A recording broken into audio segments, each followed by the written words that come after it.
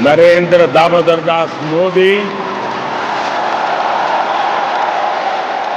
ईश्वर की शपथ लेता हूं कि मैं विधि द्वारा स्थापित भारत के संविधान के प्रति सच्ची श्रद्धा और निष्ठा रखूंगा।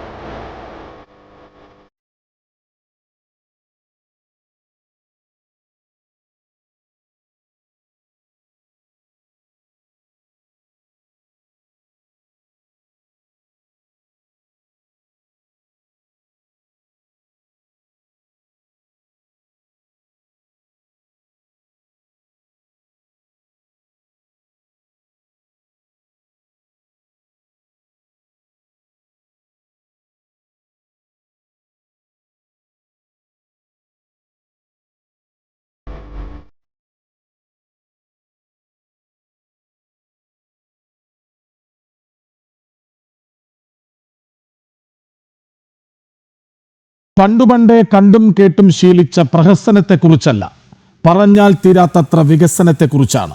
വാക്കു പറഞ്ഞു പറ്റിക്കപ്പെട്ട പഴയ ഇന്ത്യയെക്കുറിച്ചല്ല, മോദി മെനഞ്ഞെടുത്ത പുതിയ ഭാരതത്തെക്കുറിച്ചാണ്. നയതന്ത്ര വിജയങ്ങളുടെ 11 വർഷങ്ങളെക്കുറിച്ചാണ്. സർവതല സ്പർശിയായ വളർച്ചയുടെ യാഥാർത്ഥ്യങ്ങളെക്കുറിച്ചാണ്. പണപ്പെരുപ്പം നിയന്ത്രിച്ച് ആഭ്യന്തര ഉൽപാദനം കൂട്ടി പടിപടിയായി ഉയർന്നു നിവർന്ന് 4ാം ലോകശക്തിയായ നമ്മുടെ ഭാരതത്തെക്കുറിച്ചാണ്. 1ഉം 2ഉം പിന്നിട്ട് 3ാം വട്ടത്തിൽ 1 വർഷം പൂർത്തിയാക്കിയ മോദി ഉലകത്തെക്കുറിച്ചാണ്. സ്വാഗതം ജനൻ ഡിബേറ്റിലേക്ക്.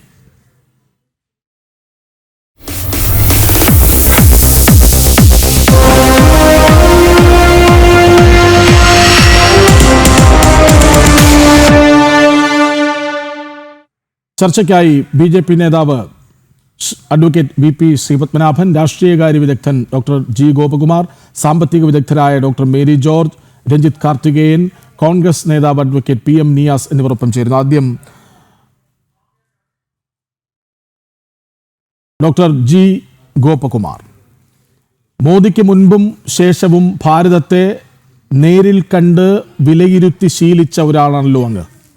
പുതിയ ഭാരതത്തിൻ്റെ തലയെടുപ്പിന് മാർക്ക് എത്ര? പല ഘട്ടങ്ങളിലായിട്ടുള്ള വികസനത്തിൻ്റെ സൂചികകളാണ് നമ്മുടെ മുമ്പിലുള്ളത്. അത് സാമ്പത്തിക മാത്രമല്ല, രാഷ്ട്രീയ സ്ഥിരതയ്ക്കും അന്തർദേശീയ തലത്തിൽ നമുക്കുണ്ടാക്കിയ നേട്ടങ്ങളും. താഴെത്തട്ടിൽ ജീവിക്കുന്നവർ അവരുടെ എണ്ണം, അവരുടെ രീതി മാറി പട്ടിണിയിൽ നിന്ന് കൂടുതൽ ആൾക്കാർക്ക് ജീവിതത്തിലേക്കും ജീവിത നിലവാരത്തിലേക്കും മാറാൻ കഴിഞ്ഞു എന്നുള്ളതും, അതോടൊപ്പം തന്നെ അടിസ്ഥാന വികസനം ഈ രാജ്യത്തെ അടിമുടി മാറ്റിക്കളയുന്നു എന്നുള്ളതാണ്. അടിസ്ഥാന വികസനമാണ് ഒരു സിംഗിൾ മോസ്റ്റ് ഇമ്പോർട്ടൻറ്റ് ഫാക്ടറായിട്ട് എനിക്ക് തോന്നിയിട്ടുള്ളത്. കാരണം അതുവഴി വാണിജ്യം വളർന്നു, വ്യവസായം വളർന്നു, നിർമ്മാണ രംഗം, മാനുഫാക്ചറിങ് രംഗം. അപ്പോൾ ഇന്ത്യ ഇന്ന് വളരെയധികം കണക്റ്റഡാണ്. ഇത്രയും വലിയൊരു രാജ്യം മറ്റു രാജ്യങ്ങളുമായി കണക്റ്റഡാണ്, രാജ്യത്തിനകത്തും കണക്റ്റഡാണ്. അപ്പോൾ ഇതുമായി ബന്ധപ്പെട്ട് പല മേഖലകളിൽ വളർച്ചയുണ്ടായിട്ടുണ്ട്. സ്വകാര്യ മേഖലയുടെ ശക്തി വളർന്നിട്ടുണ്ട്. ഇൻവെസ്റ്റ്മെൻറ്റ് സെക്ടർ വളരെയധികം വർദ്ധിച്ചിട്ടുണ്ട്. പ്രൈവറ്റൈസേഷൻ മാത്രമല്ല, എല്ലാ മേഖലകളിലും അതിൻ്റെ വ്യത്യാസം കാണാം. ഇപ്പോൾ ശൂന്യാകാശ ഗവേഷണ രംഗത്ത്, ന്യൂക്ലിയർ ഗവേഷണ രംഗത്ത്, ബയോടെക്നോളജി, പിന്നെ ഇൻഫർമേഷൻ ടെക്നോളജി നമ്മൾ പണ്ട് മുതൽക്കേ തന്നെ അതൊരു ശക്തിയായി തെളിയിച്ചൊരു മാർഗ്ഗമാണ്. പിന്നെ ഫാർമസ്യൂട്ടിക്കൽ, ബയോടെക്നോളജി, അങ്ങനെ തുടങ്ങി ഇപ്പോൾ റിന്യൂവബിൾ എനർജിയിൽ വരെ വന്ന് നിൽക്കുന്നു. ഈ പറഞ്ഞ 7-8 കാര്യങ്ങളിൽ ലോകത്തിലെ ആദ്യത്തെ 5 ശക്തികളിൽ ഒന്നാണ് ഇന്ത്യ എന്ന് പറയുമ്പോൾ അത് വലിയൊരു നേട്ടമാണ്. ഇത്രയും വലിയ ജനസംഖ്യയുള്ള രാജ്യത്തിന് പട്ടിണിയെ മാറ്റുക എന്നുള്ളതൊരു വലിയ വെല്ലുവിളിയാണ്. ആ പട്ടിണി കാര്യമായി മാറി എന്നുള്ളത് മാത്രമല്ല, മൾട്ടി ഡൈമെൻഷണൽ പോവർട്ടിയുടെ ഇൻറ്റൻസിറ്റിയും വളരെയധികം കുറഞ്ഞിട്ടുണ്ട്. അപ്പോൾ എല്ലാ മേഖലകളിലും വളർച്ചയുണ്ടെങ്കിൽ മാത്രമേ അത് കഴിയുകയുള്ളൂ. വിദ്യാഭ്യാസ രംഗത്ത് പുതിയൊരു വിദ്യാഭ്യാസ നയം തന്നെ കൊണ്ടുവന്നു. ആരോഗ്യരംഗത്ത് കൂടുതൽ ഇൻവെസ്റ്റ്മെൻറ്റിനും അതുമായി ബന്ധപ്പെട്ട പുതിയ പുതിയ പ്രോജക്റ്റുകളും പദ്ധതികളും ഒക്കെ കൊണ്ടുവന്നു. ഈ എല്ലാ മേഖലകളും, ഭക്ഷ്യസുരക്ഷ, ന്യൂട്രീഷൻ, ചുരുക്കത്തിൽ ഇവയെല്ലാം കൂടി പരിഗണിച്ചാണ് രാജ്യത്തിൻ്റെ വളർച്ച എന്ന് പറയുന്നത്. ഇനിയും നമ്മൾ ഒരുപാട് മുന്നേറാനുണ്ട്. 145 കോടി ജനങ്ങൾ നിൽക്കുമ്പോൾ ഇനിയും നമുക്ക് ഒരുപാട് മുന്നേറാനുണ്ട്. ആ മുന്നേറ്റത്തിൻ്റെ ഭാഗം എല്ലാ പേർക്കും അത് എത്തുന്ന രീതിയിലുള്ള ഒരു ഇൻക്ലൂസീവായിട്ടുള്ളൊരു വികസനമാണ് നമ്മൾ കാണുന്നത്. അതിനെയാണ് വികസിത ഭാരതം എന്ന് പറയുന്നത്. അപ്പോൾ 2047 സ്വപ്നത്തിലേക്ക് നമ്മൾ എത്തണമെങ്കിൽ ഇനിയും ഒരുപാട് കാര്യങ്ങൾ നമുക്ക് ചെയ്യാനുണ്ട്. അത് കൂടുതൽ വിഷയങ്ങളിലേക്ക് ചർച്ച വരുമ്പോൾ അതിനെക്കുറിച്ച് പ്രതിപാദിക്കാവുന്നതാണ്. Yes, advocate V P Sreepadmanabhan, Modi യുഗത്തിന്, പുതിയ ഭാരതത്തിന് ഇന്ന് 11 വയസ്സ് തികയുകയാണ്. ഒരു BJP നേതാവ് എന്ന നിലയ്ക്ക് ഈ 11 വർഷങ്ങളെക്കുറിച്ച് പറയാൻ ഒരു ചർച്ചയ്ക്ക് വന്നിരിക്കുമ്പോൾ അങ്ങേക്ക് എത്രമാത്രം ആത്മവിശ്വാസം, എത്രമാത്രം അഭിമാനം? ഇന്ന് BJPയുടെ അഖിലേന്ത്യാ അധ്യക്ഷൻ ശ്രീ JP നഡ്ഡാജി ഡൽഹിയിൽ പത്രസമ്മേളനം നടത്തി ഈ 11 വർഷക്കാലത്തെ BJPയുടെ സർക്കാരുകളുടെ, അതായത് 1, 2, 3 മോഡി സർക്കാരുകളുടെ അവരുടെ പെർഫോമൻസിനെ പറ്റിയിട്ട് പറയുകയുണ്ടായി. അപ്പൊ അദ്ദേഹം പറഞ്ഞ പ്രധാനപ്പെട്ട കാര്യങ്ങൾ, ഒന്ന്, നമ്മുടെ സാധാരണക്കാരുടെ അടിസ്ഥാനപരമായ പ്രശ്നങ്ങൾക്ക് പരിഹാരം കണ്ടെത്താൻ വേണ്ടി നടത്തിയ കാര്യമായ പ്രവർത്തനം, അത് പാർപ്പിടം, 5 കോടി വീടുകൾ, അതുപോലെ തന്നെ ഭക്ഷ്യസുരക്ഷ, ഇപ്പൊ നേരത്തെ പറഞ്ഞതുപോലെ പണപ്പെരുപ്പം പിടിച്ചു നിർത്തി, വിലക്കയറ്റം നിയന്ത്രിച്ച്, അതോടൊപ്പം കോവിഡ് കാലഘട്ടം മുതൽ സൗജന്യ ഭക്ഷ്യധാന്യ വിതരണം നടത്തിയത്, അതുപോലെ ആരോഗ്യം, ആയുഷ്മാൻ ഭാരത്, 5 ലക്ഷം രൂപയുടെ ആരോഗ്യ ഇൻഷുറൻസ്, അത് 70 വയസ്സ് കഴിഞ്ഞവർക്ക് സെപ്പറേറ്റ് ആയിട്ട് പ്രത്യേകമായിട്ട് ഒരു 5 ലക്ഷം രൂപയുടെ ആരോഗ്യ ഇൻഷുറൻസ്, അതുപോലെ തന്നെ നമ്മുടെ വിദ്യാഭ്യാസ മേഖലയില് സ്കൂളുകൾ, കോളേജുകള്, IITകൾ, IIMകള്, എയിംസുകള്, ഇവരുടെ ഒക്കെ എണ്ണം വർദ്ധിപ്പിച്ചത്, പിന്നെ അടിസ്ഥാന സൗകര്യ വികസനം, റോഡ്, റെയില്, അതുപോലെ തന്നെ വിമാനത്താവളങ്ങള്, ഇത്തരത്തിലുള്ള കാര്യങ്ങളുണ്ടായ വർധനവ്, അതുപോലെ തന്നെ നമ്മുടെ കുത്തിവെപ്പ്, മിഷൻ ഇന്ദ്രധനുഷ്, ആയുഷ്മാൻ ആരോഗ്യ മന്ദിർ, അതുപോലെ തന്നെ മാതൃവന്ദന യോജന, അമ്മമാർക്ക് പ്രസവത്തിന് ശേഷം 5000 രൂപ കൊടുക്കുന്നത്, അതായത് അമ്മമാർക്ക് 5000 രൂപ, രണ്ടാമത്തെ കുട്ടി പെൺകുട്ടിയാണ് വീണ്ടും ഒരു 5000 രൂപ, സ്ത്രീ സുരക്ഷ, സ്ത്രീകളുടെ ശാക്തീകരണം, 33% സംവരണ ബില്ല് പാസ്സാക്കിയത്. ഇപ്പോ NDA നാഷണൽ ഡിഫൻസ് അക്കാഡമിയിൽ നിന്നും ആദ്യത്തെ മഹിളാ ബാച്ച് പുറത്തു വന്നു. അപ്പോൾ ആ എല്ലാ മേഖലയിലും വനിതകൾക്കുള്ള പ്രാധാന്യം, എല്ലാത്തിനും ഉപരിയായി അഴിമതിയില്ലാത്ത ഭരണം, കുംഭകോണങ്ങൾ ഇല്ലല്ലോ, കൽക്കരി കുംഭകോണം, അതുപോലെ തന്നെ മറ്റ് കുംഭകോണങ്ങളൊക്കെ കേട്ട് പഴകിയ നമ്മൾക്കതില്ല. അതോടൊപ്പം സുരക്ഷ, അതിർത്തി സുരക്ഷ, ആഭ്യന്തര സുരക്ഷ, തീവ്രവാദ പ്രവർത്തനത്തിന് അടിച്ചമർത്തൽ, ഇങ്ങനെ എല്ലാ മേഖലയിലും, ശൂന്യാകാശം മുതൽ ഇവിടെ റെയിൽവേയിൽ, നമ്മുടെ ഇന്ത്യൻ റെയിൽവേയിൽ ഉണ്ടായ മാറ്റം, അതായത് നമുക്കറിയാലോ, രാവിലെ റെയിൽവേ സ്റ്റേഷനിൽ പോയിട്ട് പാളത്തിലേക്ക് നോക്കിയാലുള്ള അവസ്ഥ നമുക്ക് ആലോചിക്കാവുന്നേ ഉള്ളൂ. ഇന്ന് റെയിൽവേയുടെ ശുചിത്വം, നാടിന്റെ ശുചിത്വം, 12 കോടി ശൗചാലയങ്ങൾ നിർമ്മിച്ചത്, അതുപോലെ തന്നെ പുകയില്ലാത്ത ഗ്യാസ്, പാചകവാതക അടുപ്പുകൾ ഇന്ന് ഇന്ത്യ രാജ്യത്ത് 10 കോടിയോ 11 കോടിയോ ആണ് പുതിയതായി വിതരണം ചെയ്തത്. ഇങ്ങനെ എല്ലാ മേഖലയിലും ഉണ്ടായ മാറ്റം നമ്മുടെ നാട്ടില്, അത് ആണ് ഈ 11 വർഷത്തെ മോഡി സർക്കാരിന്റെ എടുത്തു പറയത്തക്ക കാര്യങ്ങൾ. അതോടൊപ്പം അദ്ദേഹം വേറെയും കുറെ കാര്യങ്ങൾ പറഞ്ഞു. ഇപ്പം വിദേശ നാണ്യ ശേഖരം സർവകാല റെക്കോർഡാണ്. $700 ബില്യൺ ആണ് ഇന്ത്യയുടെ വിദേശ നാണ്യ ശേഖരം. നമ്മുടെ സമ്പദ് വ്യവസ്ഥ $4.187 ട്രില്യൺ. നമ്മൾ ജപ്പാനെ എന്താ പറയാ ഓവർടേക്ക് ചെയ്ത് മറികടന്ന് നമ്മൾ ലോകത്തെ 4ാമത്തെ സാമ്പത്തിക ശക്തിയായി. ഇങ്ങനെയുള്ള കാര്യങ്ങൾ, ഇതൊക്കെ തന്നെ നമ്മൾ ഇപ്പോൾ എത്തി നിൽക്കുന്ന ഒരു അവസ്ഥയാണ് കാണിക്കുന്നത്. ഇതൊക്കെയാണ് നരേന്ദ്രമോദി സർക്കാരിന്റെ നേട്ടങ്ങൾ. മുദ്രാ യോജന, അതുപോലെ തന്നെ ജൻധൻ യോജന, നമ്മുടെ നാട്ടിൽ ബാങ്കിൽ പോവാത്ത, ബാങ്ക് അക്കൗണ്ട് ഇല്ലാത്ത കോടിക്കണക്കിന് ആളുകൾ, ഏതാണ്ട് 50 കോടി ആളുകൾക്ക് ബാങ്ക് അക്കൗണ്ടുകൾ, സീറോ ബാലൻസ് അക്കൗണ്ടിൽ തുടങ്ങി ഇന്ന് ലക്ഷക്കണക്കിന് കോടി രൂപ ബാങ്ക് അക്കൗണ്ടുകളിൽ നിക്ഷേപമാണ്. മുദ്രാ യോജന, ഇങ്ങനെ നമ്മുടെ നാട്ടില് സ്ത്രീകൾക്കായി കൊടുക്കുന്ന startup India, stand up India, 1 nation 1 ration card, ഇങ്ങനെ ഒട്ടനവധി കാര്യങ്ങൾ. ഇതൊക്കെ കൂടി ചേർന്ന വലിയ എന്താ പറയാ മാറ്റം ഈ രാജ്യത്ത് ഉണ്ടാക്കിയതാണ് നരേന്ദ്രമോദിയുടെ 11 വർഷം. അപ്പൊ ഇതൊക്കെയാണ് ഇന്ന് എന്താ പറയാ പാർട്ടിയുടെ അഖിലേന്ത്യാ അധ്യക്ഷൻ ശ്രീ JP നഡ്ഡാജി ഡൽഹിയിൽ പത്രസമ്മേളനം നടത്തി പറഞ്ഞത്. അപ്പോ മാറിയ ഇന്ത്യ, ന്യൂ നോർമൽ, ഒരു പുതിയ പദം വന്നിട്ടുണ്ടല്ലോ, ന്യൂ നോർമൽ, ന്യൂ ഇന്ത്യ, നയാ ഭാരത്. ഇതാണ് നമ്മുടെ ഈ ഒറ്റ വാക്കിൽ പറഞ്ഞാൽ, ഒറ്റ ശ്വാസത്തിൽ പറഞ്ഞാൽ നമ്മൾ ഈ 11 വർഷം കൊണ്ട് നേടാൻ സാധിച്ചത്. ശരി, ഡോക്ടർ മേരി ജോർജ്, സംരംഭങ്ങളിലൂടെ സ്ത്രീ ശാക്തീകരണം സാധ്യമായ വർഷങ്ങളാണ് കടന്നു പോകുന്നത്. അതായത് സ്ത്രീകൾ നയിക്കുന്ന വികസനം എന്ന തലത്തിലേക്ക് പുനർനിർവചിക്കപ്പെട്ടോ നമ്മുടെ വികസനം? മിസ്റ്റർ കൃഷ്ണരാജ്, അതായത് ആദ്യത്തെ ബജറ്റ് നരേന്ദ്രമോദി ഗവൺമെൻറ്റിന് 2014-15 ബജറ്റ് ഞാൻ ഓർത്തു പോവുകയാണ്. ആ ബജറ്റ് അവതരിപ്പിക്കുന്നതിൻ്റെ അതായത് അവതരിപ്പിക്കുന്ന വേളയിൽ ആമുഖമായിട്ട് ബഹുമാനപ്പെട്ട പ്രധാനമന്ത്രി പറഞ്ഞ ഒരു കാര്യമുണ്ട്. 5 ടീകളിലൂടെ ഞാൻ ഇന്ത്യയെ വികസിത ഇന്ത്യയാക്കും. എന്തായിരുന്നു 5 ടീകൾ? Technology, training, trade, tourism, tradition. ഈ 5 ടീകളിലൂടെ ഇന്ത്യയെ വികസനത്തിലേക്ക് കുതിപ്പിക്കും എന്നാണ് അദ്ദേഹം പറഞ്ഞത്. അത് തീർച്ചയായിട്ടും വളരെ എന്താ പറയുക, നമുക്ക് ആശ്വാസം പകരുന്ന, പ്രതീക്ഷ പകരുന്ന കാര്യങ്ങളായിരുന്നു തീർച്ചയായിട്ടും.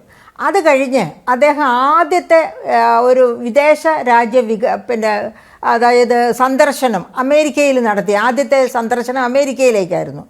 ആ സന്ദർശന വേളയിൽ അവിടെ അദ്ദേഹം പ്രസംഗിച്ചു, വി ഹാവ് 3 Ds. ഞങ്ങൾക്ക് 3 Dകൾ ഉണ്ട്. ഏതൊക്കെയാണ്? Democracy, demography, demand. Come, make in India. അതായത് ഈ ആദ്യം പറഞ്ഞ 3 Dകൾ ഉണ്ടെങ്കിൽ ആർക്കും ആ രാജ്യത്തേക്ക് ഇൻവെസ്റ്റ്മെൻറ്റുമായിട്ട് വരാം. അപ്പോൾ ഒരു മടിയും വേണ്ട. നിങ്ങൾ ചൈനയിൽ പോയി ഇൻവെസ്റ്റ് ചെയ്യുന്നത് പോലെയോ റഷ്യയിൽ പോയി ഇൻവെസ്റ്റ് ചെയ്യുന്നത് പോലെയോ അല്ല ഒരു ഡെമോക്രസിയിൽ, ഇന്ത്യയിൽ വന്ന് ഇൻവെസ്റ്റ് ചെയ്യുന്നത്. അതുകൊണ്ട് കം, മേക്ക് ഇൻ ഇന്ത്യ, അതായത് വിദേശ മൂലധനം ആകർഷിക്കാൻ വേണ്ടി അദ്ദേഹം നടത്തിയ ആഹ്വാനമായിരുന്നു കം, മേക്ക് ഇൻ ഇന്ത്യ. അങ്ങനെ ഒരു ഇന്ത്യയിലേക്ക് വിദേശ നിക്ഷേപം കൊണ്ടുവരുന്നതിനുള്ള ശ്രമങ്ങൾ, നല്ല ഒരു ആഹ്വാനമായിരുന്നു അത്.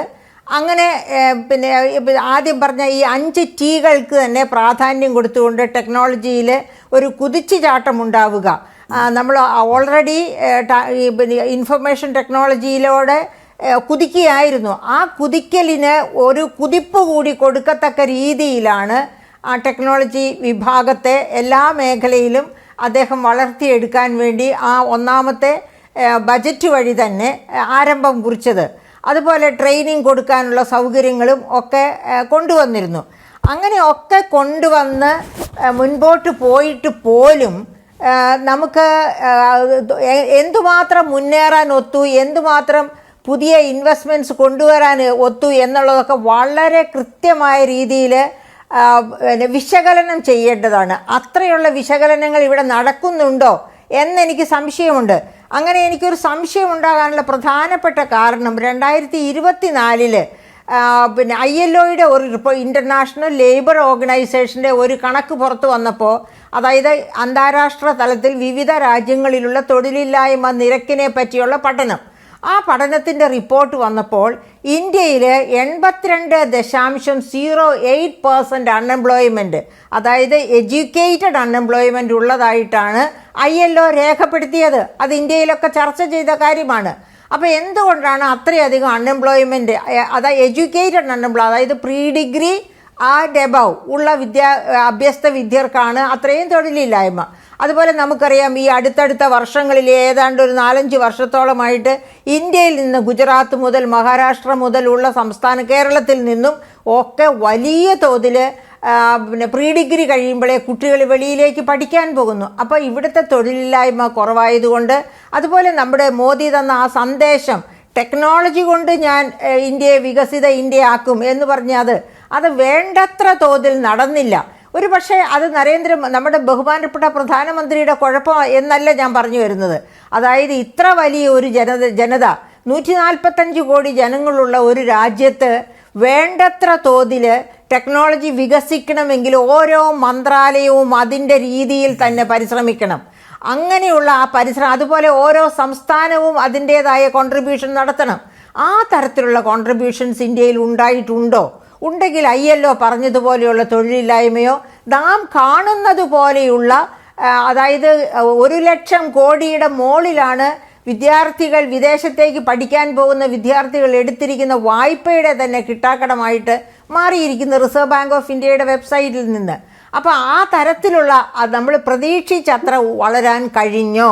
എന്തുകൊണ്ടാണ് ഈ തൊഴിലില്ലായ്മ ഇത്ര രൂക്ഷമായത്? അപ്പം അതിലേക്ക് വെളിച്ചം വീശുന്ന ഒരു കാര്യം ഞാൻ പറഞ്ഞോട്ടെ.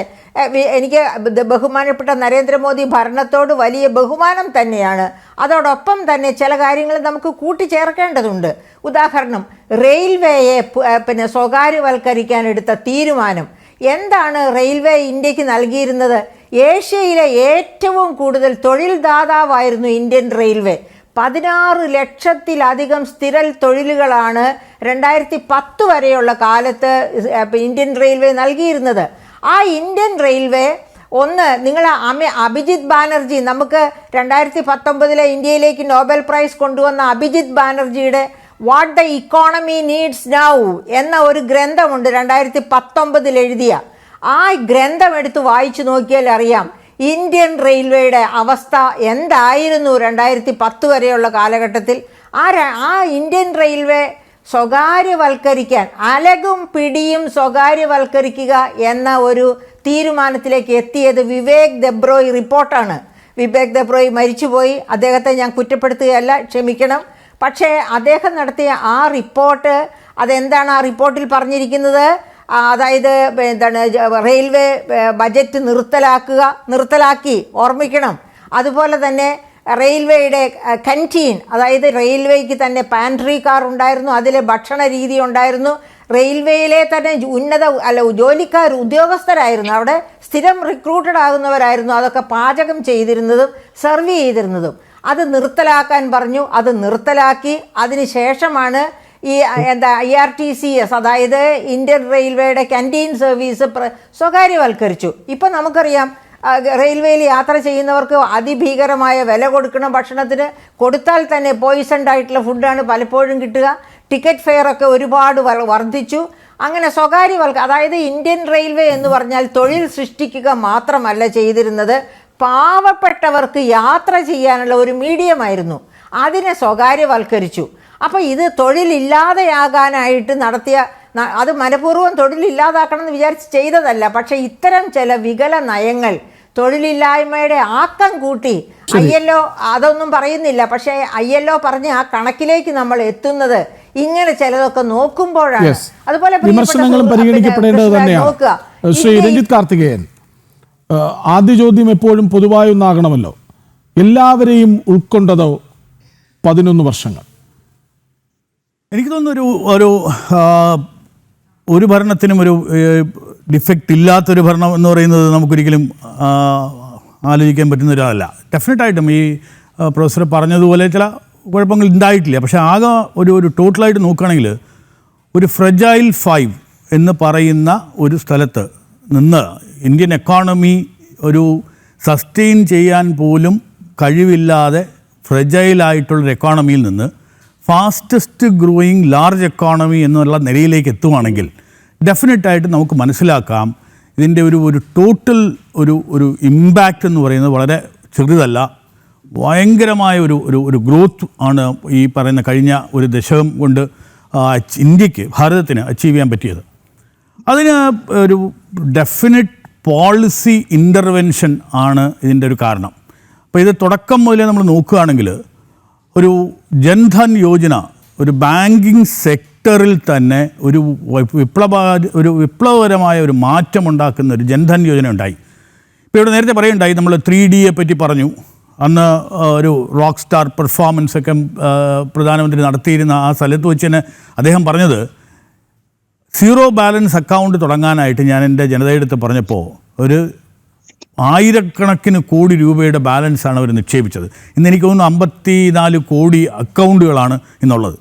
അപ്പോൾ അതിൻ്റെ ഇമ്പാക്റ്റ് എന്താ? ഈ ജൻധൻ അതിലെ ജാം ട്രിനിറ്റി എന്നൊക്കെ പറയുന്നത് പോലെയുള്ളൊരു ഇൻ്റർവെൻഷനിലാണ് ഇദ്ദേഹത്തിൻ്റെ തുടക്കം. അപ്പോൾ ഡെമോക്രസിയും ഡെമോഗ്രഫിയും ഡിമാൻഡും ഒക്കെ വേണമെങ്കിൽ അതൊരു ടോട്ടലി ബാങ്ക്ഡ് സൊസൈറ്റി വേണമെന്നുള്ള ഒരു വീക്ഷണം, ആ പോളിസി ഇൻ്റർവെൻഷനാണ് പിന്നെ 2 തവണയായി ഇൻകം ടാക്സിൻ്റെ ഡിക്ലറേഷൻ, അത് കഴിഞ്ഞ് ഡിമോണിറ്റൈസേഷൻ, അത് കഴിഞ്ഞ് GST, ഈ പറയുന്ന ഒരു രീതിയിലുള്ള ഒരു ക്ലീനിങ് അപ്പ് ഓഫ് ദ എക്കോണമിയാണ് അദ്ദേഹം ആദ്യം തുടങ്ങിയത് ആദ്യത്തെ വർഷം. അവിടുന്ന് മേക്ക് ഇൻ ഇന്ത്യ പോലുള്ള മാനുഫാക്ചറിങ് ഇത് ചെയ്യുമ്പോൾ നമുക്കറിയാം, ഒരു രഘുറാം രാജൻ പോലുള്ള ആളുകൾ പോലും പറഞ്ഞു, വളരെ മോശപ്പെട്ട രീതിയിൽ ഫോൺ ബാങ്കിങ് നടത്തിയാണ് ആക്ച്വലി നമ്മുടെ ബാങ്കുകളുടെ നട്ടെല്ലൊടിച്ചത്. ഈ ഫോൺ ബാങ്കിങ് എന്ന് പറഞ്ഞാൽ എല്ലാവർക്കും മനസ്സിലാവും തോന്നുന്നു. ടെലിഫോണിലൂടെ വിളിച്ച് പറഞ്ഞ് ലോൺ പാസ്സാക്കി കൊടുക്കുക, നീരവ് മോദിയും മെഹുൽ ചോക്സിയും മറ്റുമൊക്കെ ഉള്ള അവിടുന്ന് അതിനെ ഒരു ക്ലീനിങ് അപ്പ് ചെയ്ത് ഇന്ന് ഏതാണ്ട് 1,50,000 കോടിയോളം രൂപയാണ് ഇന്ന് ഇന്ത്യൻ ബാങ്കുകളുടെ പ്രോഫിറ്റ്.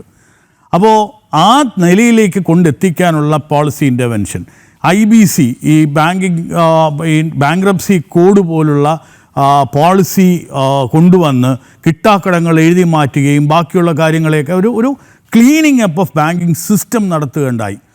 അത് ആണ് നമ്മുടെ ഒരു എക്കണോമിക് പ്രോഗ്രസ്സിനൊരു ഡ്രൈവറായിട്ടുള്ളത്. അപ്പം 4-5 പില്ലറിലാണ്. അതിനകത്ത് ഈ ജൻധൻ യോജനയുടെ ഒരു വികസനം നമുക്ക് അല്ലെങ്കിൽ അതിൻ്റെ ഒരു ഇമ്പാക്റ്റ് മനസ്സിലാക്കണമെങ്കിൽ നമ്മൾ രാജീവ് ഗാന്ധി പ്രധാനമന്ത്രി ആയിരുന്നപ്പോൾ അദ്ദേഹം പറയുകയുണ്ടായി, ഏതാണ്ട് 1 രൂപ ചിലവാക്കുമ്പോൾ 16 പൈസയാണ് ഒരു സാധാരണ ഒരു ബെനഫിഷ്യറിയുടെ കയ്യിലെത്തുന്നതെന്ന്. ബാക്കി പണം മുഴുവൻ അതിൻ്റെ ഇടനിലയിൽ നിൽക്കുന്ന ആളുകൾ കൊണ്ടുപോകുന്നുള്ളതാണ്. ഈ ഡയറക്റ്റ് ബെനിഫിറ്റ് ട്രാൻസ്ഫറിൽ ഇന്ന് ഏതാണ്ട് 3,60,000 കോടി രൂപയാണ് ലീക്കേജിൽ നിന്നും നമുക്ക് മാറ്റിയെടുക്കാൻ പറ്റിയത്. അതായത് ഈ ഇടനിലക്കാരെ കൊണ്ടുപോയി എന്ന് പാർലമെൻറ്റിൽ സമ്മതിച്ചിരുന്ന സ്ഥലത്ത് നിന്ന് ഏതാണ്ട് 3.6 lakh crore ഇന്ന് നമ്മുടെ ഈ പറയുന്ന $4.2 trillion എക്കോണമി, അതായത് ഇതിൻ്റെ 1% നമുക്ക് ഈ ലീക്കേജ് മാറ്റാൻ പറ്റിയിട്ടുള്ളത്. അപ്പോൾ അതിൻ്റെ ഗുണമെന്താ? മൾട്ടി ഡയമെൻഷണൽ പോവർട്ടിയിൽ നിന്നുള്ള ഇമ്പ്രൂവ്മെൻറ്റ്. നമ്മൾ കഴിഞ്ഞ 2 ദിവസത്തിന് മുമ്പ് നമ്മൾ വേൾഡ് ബാങ്കിൻ്റെ റിപ്പോർട്ട് കണ്ടു. അതിനകത്ത് പറഞ്ഞിരുന്നു ഏതാണ്ട് 25 കോടിയോളം ആളുകളെ നമ്മൾ ഈ അതിദാരിദ്ര്യത്തിൽ നിന്ന് മുന്നോട്ട് കൊണ്ടുപോകാൻ അല്ലെങ്കിൽ അതിൽ നിന്ന് കരകയറ്റാൻ സാധിച്ചു. അതുപോലെ തന്നെ ഈ BPL ലെവലിലുള്ള പോവർട്ടിയിൽ നിന്ന് ആളുകളെ മുന്നോട്ട് കൊണ്ടുപോകാൻ സാധിച്ചു. ഇതെല്ലാം വാസ്തവം പറഞ്ഞാൽ ഒരു പോളിസി, ഒരു കറപ്ഷൻ ഫ്രീ പോളിസി ഇംപ്ലിമെൻറ്റേഷൻ്റെ കഴിവ് തന്നെയാണ്. അപ്പോൾ സാമ്പത്തിക രംഗം വർക്ക് ചെയ്യണമെങ്കിൽ അതിന് ഒരു കാഴ്ചപ്പാടുള്ള ഒരു ഭരണാധികാരി വേണം, അത് ഇംപ്ലിമെൻറ്റ് ചെയ്യണം. ആ ഇംപ്ലിമെൻറ്റേഷൻ ജനങ്ങളും കൂടെ നിന്ന് ആ ഒരു ദശകത്തിൻ്റെ ഒരു തിരിഞ്ഞുനോട്ടമാണ് നമ്മൾ നോക്കുന്നത്. 11 years ഓഫ് NDA സർക്കാർ എന്ന് പറയുന്നത് എനിക്ക് തോന്നുന്നു വളരെ ശക്തമായ ഭാരതത്തിൻ്റെ സാമ്പത്തികമായും പൊളിറ്റിക്കലായും ഈ പറയുന്ന ജിയോ പൊളിറ്റിക്കൽ രീതി നോക്കിയാൽ തന്നെ നമുക്കറിയാം വളരെ ശക്തമായ രീതിയിലാണ് നമ്മുടെ ഒരു പോസ്ചറിങ് തന്നെ. നേരത്തെയൊക്കെ ഒരു US പോലുള്ള രാഷ്ട്രങ്ങൾ നമ്മളെടുത്ത് പറയുമ്പം നമ്മൾ ഈ വളരെ സബ്സർവിയൻ്റായിട്ട് നിന്നിരുന്നിടത്ത് നിന്ന് മാറി ഇന്ന് ടാരിഫോ അല്ലെങ്കിൽ ഈ പറയുന്ന നരേന്ദ്ര സറേണ്ടർ എന്ന് പറഞ്ഞ ചെവി കൊടുക്കാത്ത ഒരു രീതിയിലേക്ക് നമുക്ക് അല്ലെങ്കിൽ ആ ഒരു തലത്തിലേക്ക് മാറാൻ സാധിച്ചത് നമ്മുടെ ഒരു സാമ്പത്തിക ഭദ്രത കൊണ്ടും. നമുക്ക് ഈ പറയുന്ന നേരത്തെ ശ്രീപത്മനാഭൻ സാർ പറയുകയുണ്ടായി, നമ്മുടെ ഏറ്റവും വലിയ റെക്കോർഡ് ബ്രേക്കിംഗ് ഈ ഫോറിൻ റിസർവും മറ്റുമൊക്കെ ഉണ്ടാകുന്ന ഒരു തലത്തിലേക്ക് മാറാൻ സാധിച്ചത് ആ ഒരു നേതൃത്വത്തിൻ്റെയാണ്. ആ ക്രെഡിറ്റ് നമ്മൾ കൊടുത്തേ ഒക്കെയുള്ളൂ. ഡെഫിനറ്റായിട്ടും പല കാര്യങ്ങൾ ഇപ്പം എഡ്യൂക്കേഷൻ സെക്ടറിലും ഹെൽത്ത് സെക്ടറിലും മറ്റുമൊക്കെ വളരെയധികം കാര്യങ്ങൾ നമ്മൾ ഇമ്പ്രൂവ് ചെയ്യാനുണ്ട്, ഇല്ല എന്നല്ല. കാരണം നേരത്തെ ഇവിടെ സൂചിപ്പിക്കേണ്ടത് 145 കോടി ജനങ്ങളുള്ള ഒരിടത്ത് ഈവൻ ഈ ഒരു അച്ചീവ്മെൻ്റ് എത്തുന്നത് തന്നെ ഒരു മിറക്കുലസ് ഒരു ട്രാൻസ്ഫർമേഷനാണ്. ഇത് ഭാരതത്തിൻ്റെ ചരിത്രത്തിൽ തന്നെ ഒരു റിനൈസൻസ് മൂവ്മെൻ്റാണ്. ആ ഒരു കാര്യത്തിൽ നമ്മളെല്ലാവരും സമ്മതിച്ചേ ഒക്കെയുള്ളൂ, അതിനെ അപ്രീഷിയേറ്റ് ചെയ്തേ ഒക്കെയുള്ളൂ, കൺഗ്രാജുലേറ്റ് ചെയ്തേ ഒക്കെയുള്ളൂ. ആ ഒരു അഴിമതിയില്ലാത്ത 11 വർഷങ്ങൾ എന്ന് അവകാശപ്പെടുമ്പോഴും മറുവശത്ത് വികസനത്തിൻ്റെ യാത്രയാണ് മോദി സർക്കാർ മുന്നോട്ട് വെച്ചത്. അത് വ്യക്തമാണ്. കോൺഗ്രസ് നേതാവ് അഡ്വക്കേറ്റ് PM നിയാസ്, നോക്കൂ, അങ്ങേക്ക് മുൻപ് 4 പേർ സംസാരിച്ചു. അങ്ങയിലേക്ക് വരാൻ അരമണിക്കൂർ വൈകി എന്നതിൽ ക്ഷമ ചോദിക്കുന്നു. ഈ 4 പേരും പറഞ്ഞു വെച്ചത് വികസനത്തിൻ്റെ രാഷ്ട്രീയമാണ്. അതിൽ ശരിയെത്ര? വികസനത്തിൽ രാഷ്ട്രീയമില്ല. ഇന്ത്യയുടെ വികസനം ഈ ഇരിക്കുന്ന ഞാൻ മാത്രമല്ല, നമ്മുടെ ശബ്ദം കേൾക്കുന്ന എല്ലാവരും ആഗ്രഹിക്കുകയാണ്. അത് കക്ഷിരാഷ്ട്രീയങ്ങൾക്ക് അതീതമായിരിക്കണം വികസനം. ആ വികസനം ഇന്ത്യയിലെ എല്ലാവർക്കും ഭരണഘടനയിൽ നമുക്ക് നൽകിയിരിക്കുന്ന അവകാശങ്ങൾ സഹിതമായിരിക്കണം നൽകേണ്ടത്. ഇവിടെ 11 വർഷം കൊണ്ട് ശ്രീപത്മനാഭൻ തുടങ്ങി വെച്ച ഒരു അവകാശവാദം അത് റിയലിയായി എത്രമാത്രം ജനങ്ങൾക്ക് എങ്ങനെയാണ് ബാധിച്ചത് നമ്മൾ ആലോചിക്കേണ്ടതില്ലേ? ഇന്ത്യയുടെ ഭരണഘടന സത്യം പറഞ്ഞാൽ 11 വർഷം കൊണ്ട് ഭരണഘടനയ്ക്ക് എത്രമാത്രം കേടുപാടുകൾ സംഭവിച്ചു. ഭരണഘടനയിൽ വിശ്വസിച്ചിരുന്ന ഇന്ത്യയിലെ ജനങ്ങളുടെ എത്രമാത്രം അവരുടെ മനസ്സിന് പോറലേൽപ്പിച്ചു. അത് ഈ ഭരണത്തിന്റെ ഒരു പ്രത്യേകതയായി കാണുകയാണ്. വികസനം വേണം. എങ്ങനെയുള്ള വികസനമാണ്? ഇപ്പൊ കോഴിക്കോടും കേരളത്തിലും ഒക്കെയുള്ള നമ്മുടെ ദേശീയപാത വികസനം, നോ ഡൗട്ട് അത് കേന്ദ്ര ഗവൺമെന്റിന് തന്നെ ഇനീഷ്യേറ്റീവ് എടുത്ത് വന്ന വികസനങ്ങളാണ്. പക്ഷെ ആ വികസനങ്ങളൊക്കെ നമ്മൾ പുറത്തേക്ക് വരുമ്പോൾ അതിൽ നിന്ന് കാണുന്ന അവസ്ഥ എന്താണ്? ഇപ്പോ ഞാനും ശ്രീപത്മനാഭനും നിൽക്കുന്ന കോഴിക്കോട് ജില്ലയിലെ അഴിയൂർ മുതൽ നമ്മുടെ കോഴിക്കോട് വെങ്ങളം വരെയുള്ള പാത 1800 കോടിക്കാണ് ആ പാത ടെൻഡർ ചെയ്തത്.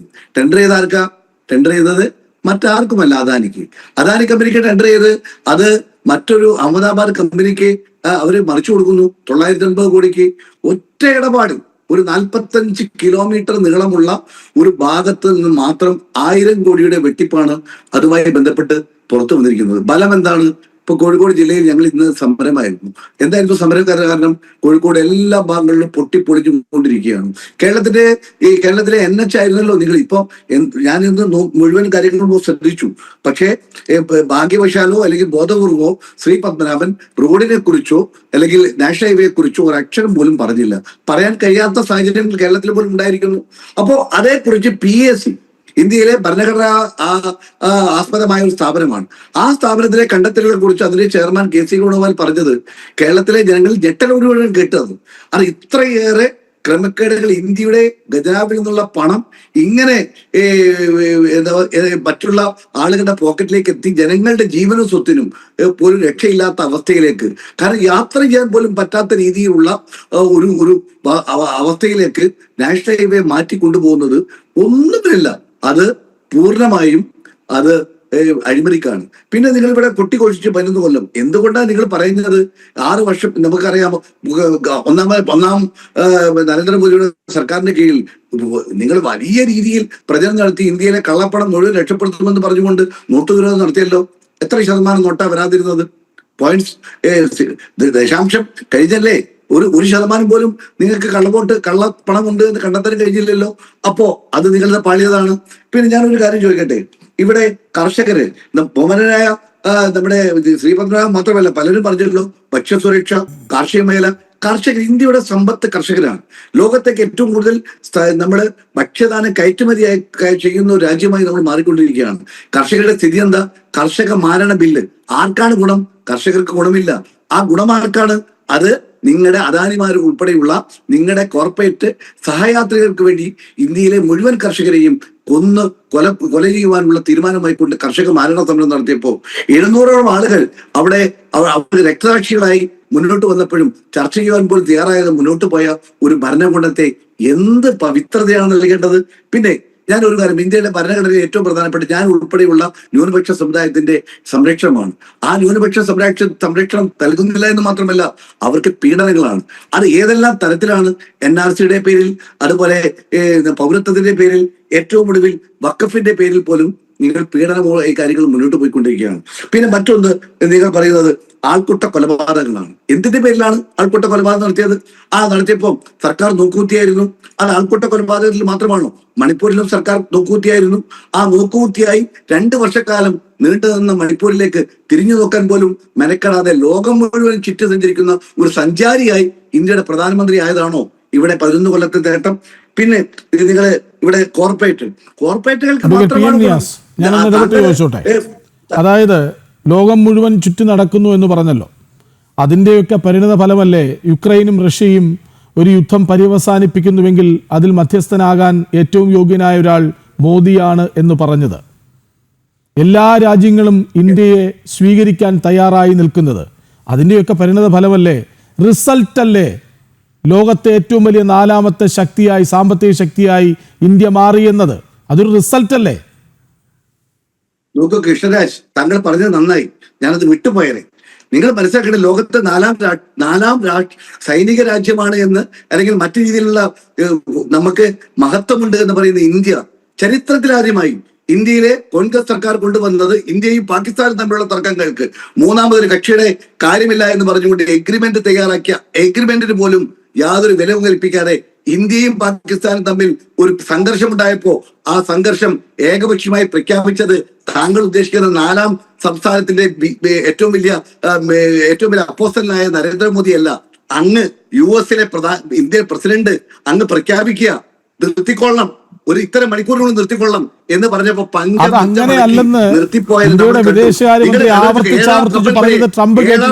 ഞാൻ പറയാം കൃഷ്ണരാജ് ഞാൻ പറയാം, 7ാം കപ്പൽപ്പടയെ ഇന്ത്യയുടെ അതിർത്തിയിലേക്ക് കടത്തിവിട്ടപ്പോ അന്ന് ഇന്ത്യക്ക് ഒരു പ്രധാനമന്ത്രി ഉണ്ടായിരുന്നു.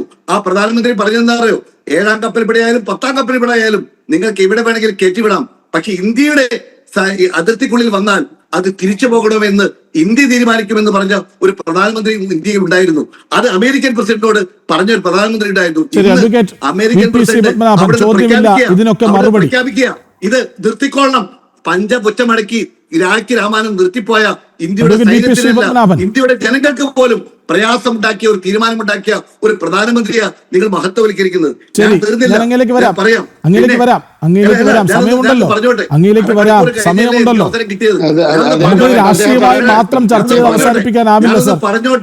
ഞാനത് പറഞ്ഞു തീർത്തോട്ടെ. അങ്ങനെ നിങ്ങൾ അരമണിക്കൂർ ഞാൻ വെയിറ്റ് ചെയ്തല്ലോ. ശിക്ഷാരാജൻ മര്യാദ കാണിക്കട്ടെ, എല്ലാവർക്കും ഇഷ്ടംപോലെ സമയം കൊടുത്തല്ലോ, എനിക്ക് സമയം തരണം. കേരളം ഉൾപ്പെടെയുള്ള പ്രതിപക്ഷ സംസ്ഥാനങ്ങളോട് നിങ്ങൾ കാണിക്കുന്ന നെറികേട് ഇന്ത്യയുടെ യൂണിയൻ വ്യവസ്ഥയ്ക്ക് വിരുദ്ധമാണ്, ഭരണഘടനയ്ക്ക് വിരുദ്ധമാണ്. കേരളത്തിന് അവഗണന, കർണാടകത്തിനോട് കോൺഗ്രസ് ഭരിക്കുമ്പോൾ അവഗണന, തമിഴ്നാട് കോൺഗ്രസിനെ പ്രതിപക്ഷ മുന്നണിയാണെങ്കിൽ അവഗണന വാരിക്കോരി കൊടുക്കും. ആർക്കാ? ബീഹാറിന്. ആർക്കാ? ആന്ധ്രക്ക്. തെലങ്കാനക്ക് കൊടുക്കോ? ഇല്ല. അങ്ങനെ ഇന്ത്യയുടെ ഭരണഘടനയിൽ വിഭജിച്ചിരിക്കുന്ന ഫെഡറൽ സംവിധാനത്തെ പോലും ഇല്ലാതാക്കുന്നത് ഗവൺമെന്റ് ആണോ? നിങ്ങളുടെ ഗവൺമെന്റ് ലോകം മുഴുവനും പെട്രോളിയത്തിന് വില കുറയുമ്പോ, ലോകത്തിന്റെ പെട്രോളിയത്തിന്റെ വില 4-1 കുറയുമ്പോ വീണ്ടും വില കൂട്ടിക്കുക മഹാത്മ്യം കാണിച്ച് കോടിക്കണക്കിന് ലക്ഷക്കണക്കിന് കോടി രൂപ കയ്യിൽ ജനങ്ങളെ കൊള്ളയടിച്ച് ആ കൊള്ള കൊണ്ട് ഞാൻ പറഞ്ഞ NH പോലെയുള്ള വലിയ കൊള്ള നടത്തിക്കൊണ്ട് മുന്നോട്ട് പോയതാണോ നിങ്ങളുടെ വികസനം? പിന്നെ ഞാൻ പറയാം, ഇന്ത്യയുടെ ഏറ്റവും വലിയ പ്രധാനപ്പെട്ട, താങ്കൾ പറഞ്ഞത് ശരിയാണ്, പ്രതിരോധം തന്നെയായിരുന്നു. ഇന്ന് പ്രതിരോധം അത് ജനങ്ങളെ ദിവസക്കൂലിക്കാരി വെച്ച് 4 കൊല്ലത്തേക്ക് ദിവസക്കൂലിക്കാർ കൂടിപ്പട്ടാളമാക്കി മാറ്റിയിരിക്കുകയാണ്. ഞങ്ങൾ പറഞ്ഞതല്ലോ, ഇന്ത്യയിലെ റിട്ടയർ ചെയ്ത സൈനിക ഉദ്യോഗസ്ഥന്മാർ വിളിച്ചു പറഞ്ഞു, ഇത്ര ലക്ഷം ആളുകളുടെ ഒഴിവുണ്ട്, അവിടെ ഒഴിവ് തികത്തുന്നില്ല, അവിടെ ആവശ്യമായ സംവിധാനങ്ങൾ ഉണ്ടാക്കുന്നില്ല. അങ്ങനെ മുന്നോട്ട് കൊണ്ടുപോയത് ഇന്ത്യയിൽ നമ്മുടെ ബൗണ്ടറിയിൽ, അതിർത്തിയിൽ പ്രയാസങ്ങൾ ഉണ്ടാക്കുന്നു എന്ന് പറഞ്ഞപ്പോ അതിന് മറുപടി പറയാൻ നിങ്ങൾ തയ്യാറായില്ല. പിന്നെ നിങ്ങൾ ഇപ്പൊ പറയുന്നുണ്ടല്ലോ തൊഴിലില്ലായ്മ, ഏറ്റവും ഇന്ത്യയിലെ ശ്രേഷ്ഠ ഭരണം അത് തൊഴിലില്ലായ്മയാണ്. ഇന്ത്യയിലെ പാവപ്പെട്ട സാധാരണക്കാരനായ ആളുകൾക്ക് എന്ത് പ്രതീക്ഷയാണ്? റെയിൽവേയിൽ പ്രതീക്ഷയുണ്ടോ? പ്രതിരോധത്തിൽ പ്രതീക്ഷയുണ്ടോ? സർക്കാർ മേഖലയിൽ പ്രതീക്ഷയുണ്ടോ? എല്ലാം സ്വകാര്യ മേഖലകൾക്ക് തീരെ കൊടുത്തു. എങ്കിലല്ലേ നിങ്ങൾക്ക് നിലനിൽപ്പുള്ളൂ. നിങ്ങളുടെ ഇടത്തും വലത്തും ഉള്ള അദാനിമാർക്ക് വേണ്ടി മാത്രം ഭരിക്കുന്ന പാവപ്പെട്ടവരൊക്കെ ഞെക്കി പിഴിഞ്ഞ് മുന്നോട്ട് കൊണ്ടുപോകുന്ന ഈ ഗവൺമെന്റിന് മേനി പറയാൻ എന്തെങ്കിലും ഉണ്ടോ എന്ന് എനിക്ക് അറിഞ്ഞുകൂടാ. ഇത് ജനങ്ങളുടെ, ഇന്ത്യക്കാരുടെ ഏറ്റവും വലിയ ദുരന്ത കാലമാണ്. ആ ദുരന്ത കാലത്തിന്റെ ഏറ്റവും വലിയ കാര്യമാണ്. ലോകം മുഴുവൻ ചുറ്റി സഞ്ചരിച്ച് ഇന്ത്യയുടെ വിദേശ നയത്തിന്റെ സ്ഥിതി എന്താ? ഒരു ഭാഗത്ത് ചൈന, മറുഭാഗത്ത് പാകിസ്ഥാൻ, മറുഭാഗത്ത് ശ്രീലങ്ക പോലും, മാലിദ്വീപ് പോലും നമ്മളിൽ നിന്ന് അകന്നു പോയത്. നിങ്ങൾക്ക് എന്ത് വിദേശ നയമാണ് നിങ്ങൾക്കുള്ളത്? അങ്ങനെ വിദേശ നയം ഇല്ലാത്തത് കൊണ്ടല്ലേ നമുക്ക് തോറ്റോടി എന്ന് ജനങ്ങളെ കൊണ്ട് പറയുന്ന രീതിയിൽ ഏറ്റവും ഒരു സുപ്രഭാതത്തിൽ ഒരു അമേരിക്കയുടെ പ്രസിഡന്റ് പറഞ്ഞപ്പോ നിർത്തിപ്പോയത്? ഞാൻ ചോദിക്കട്ടെ, നിങ്ങൾക്ക് പകരം അങ്ങേക്ക് മുമ്പ് 4 പേർ സംസാരിച്ചു, 28 മിനിറ്റ് 4ആയി ഭാഗിച്ചാൽ 7 മിനിറ്റ്, അങ്ങേക്ക് 9 മിനിറ്റ് തന്നു. അങ്ങേക്ക് 9 മിനിറ്റ് തന്നു. അഡ്വക്കേറ്റ് VP ശ്രീപത്മനാഭൻ മറുപടി. അല്ലെ, പ്രശ്നം തന്നെ കോൺഗ്രസിന്റെ അവർ ഈ പറയുന്നതൊന്നും ശശി തരൂർ അംഗീകരിക്കുന്നില്ല. അതായത് ഈ വിദേശ നയവും യുദ്ധവും ഈ ഓപ്പറേഷൻ സിന്ദൂരുമായി ബന്ധപ്പെട്ട കാര്യമാട്ടോ ഞാൻ പറയുന്നത്. അവരീ പറയുന്നതൊന്നും ശശി തരൂർ അംഗീകരിക്കുന്നില്ല. അവരീ പറയുന്നതൊന്നും സൽമാൻ ഖുർഷിദ് അംഗീകരിക്കുന്നില്ല. അവരീ പറയുന്നതൊന്നും ആനന്ദ് ശർമ്മ അംഗീകരിക്കുന്നില്ല. അവരീ പറയുന്നതൊന്നും നമ്മുടെ മനീഷ് തിവാരി അംഗീകരിക്കുന്നില്ല. കൂടാതെ അഞ്ചാമത്തെ ഒരാൾ കനിമൊഴി കനിമൊഴി അല്ല ഞാൻ പറയാം. മുൻ കോൺഗ്രസ്സുകാരനായ ഗുലാം നബി ആസാദ് അംഗീകരിക്കുന്നില്ല. ഈ ഗുലാം നബി ആസാദ് അതാ മുൻ കോൺഗ്രസ്സുകാരെന്ന് പറഞ്ഞത്. അപ്പോ അയാൾ അങ്ങോട്ട് പറഞ്ഞ വേറൊരു കാര്യം കൂടി ഉണ്ട്. കോൺഗ്രസിനെ ഇന്ന് നിയന്ത്രിക്കുന്നത് AICC ആഫീസിലെ ശമ്പളക്കാരാണ്. അദ്ദേഹം ഒരു പർട്ടിക്കുലർ വ്യക്തിയെ എടുത്തിട്ടാണ്, ആ പേര് പറഞ്ഞിട്ടാണ് അത് പറഞ്ഞത്. ഞാൻ ആ പേര് പറയുന്നില്ല. AICC ആഫീസിനെ നിയന്ത്രിക്കുന്നത്, കോൺഗ്രസിനെ നിയന്ത്രിക്കുന്നത് AICC ആഫീസിലെ ശമ്പളക്കാരാണ്. ഇതാണ് പ്രശ്നം. ജനങ്ങളായുള്ള ബന്ധം നഷ്ടപ്പെട്ടു. ഇവിടെ കൃഷിക്കാരെ കാര്യം പറഞ്ഞു നോക്കൂ. ഇന്ത്യയിൽ ഏറ്റവും കൂടുതൽ കർഷക സമരം നടന്ന സംസ്ഥാനങ്ങളാണ് പഞ്ചാബും ഹരിയാനയും. പഞ്ചാബിൽ സമരം ചെയ്യാൻ വന്നത് കാനഡയിൽ നിന്നുള്ള MP-മാരാ. അറിയാലോ കാനഡയിലെ സിഖ് MP-മാരുടെ സ്ഥിതി. ഖാലിസ്ഥാൻ വാദത്തെ ഒളിഞ്ഞും തെളിഞ്ഞും സഹായിക്കുന്ന വീരന്മാരാണ്. പഞ്ചാബിൽ വന്ന് സമരം ചെയ്യാം കാനഡയിലെ സിഖ് MP-മാര്. അവസാനം ഇന്ത്യ ഗവൺമെന്റിന് കാനഡയോട് പറയേണ്ടി വന്നു, നിങ്ങളെ MP-മാരെ ഞങ്ങൾക്ക് അറസ്റ്റ് ചെയ്ത് ജയിലിൽ അടക്കേണ്ടി വരും, തിരിച്ചു വിളിക്കണം. അവരൊക്കെ തിരിച്ചുപോയി. പിന്നെ സമരം നടന്ന ഒരു സ്ഥലം ഹരിയാനയാണ്. ഹരിയാനയിൽ വോട്ടെണ്ണിയല്ലോ. എന്താ സ്ഥിതി? കോൺഗ്രസിന് ചരിത്രത്തിലെ ഏറ്റവും വലിയ പരാജയം. ഇന്ത്യൻ നാഷണൽ കോൺഗ്രസിന് ചരിത്രത്തിലെ ഏറ്റവും വലിയ പരാജയം ഹരിയാനയിൽ സംഭവിച്ചത് 2024 സെപ്റ്റംബർ മാസത്തിലാണ്. ഇനി മറ്റൊരു സ്ഥലം വിദർഭ, ഇന്ത്യയിലെ കർഷക ആത്മഹത്യയുടെ തലസ്ഥാനം ഒരു കാലത്ത്. അത് കോൺഗ്രസ് NCP സർക്കാർ 15 കൊല്ലം ഭരിച്ചപ്പോൾ കർഷക ആത്മഹത്യയുടെ തലസ്ഥാനമാണ് മഹാരാഷ്ട്ര. അതായത് പ്രത്യേകിച്ച് Vidarbha was the centre of farmers suicide. ഇത്തവണ എന്താ സ്ഥിതി? വിദർഭയിൽ കോൺഗ്രസ് നിലം തൊട്ടിട്ടില്ല. ഇപ്പോ വോട്ടർ പട്ടികയിൽ കൃത്രിമമുണ്ടെന്ന് പറഞ്ഞ് ബഹളം വെച്ച് നടക്കുക. ഞാൻ അവിടെ മഹാരാഷ്ട്രയിൽ അന്വേഷിച്ചു. 63 പെറ്റീഷനാണ് മഹാരാഷ്ട്ര ഹൈക്കോടതി, അതായത് നാഗപ്പൂർ ബെഞ്ചിലും ബോംബെ ഹൈക്കോടതിയുടെയും ഫയൽ ചെയ്തത് 63 പെറ്റീഷനാണ്. അതായത് കോൺഗ്രസിന്റെയും NCPയുടെയും ഉദ്ധവ് ഠാക്കറെയുടെയും തോറ്റ സ്ഥാനാർത്ഥികൾ മൊത്തം ഫയലാക്കിയത് 288 സീറ്റിൽ 63 പെറ്റീഷനാണ്.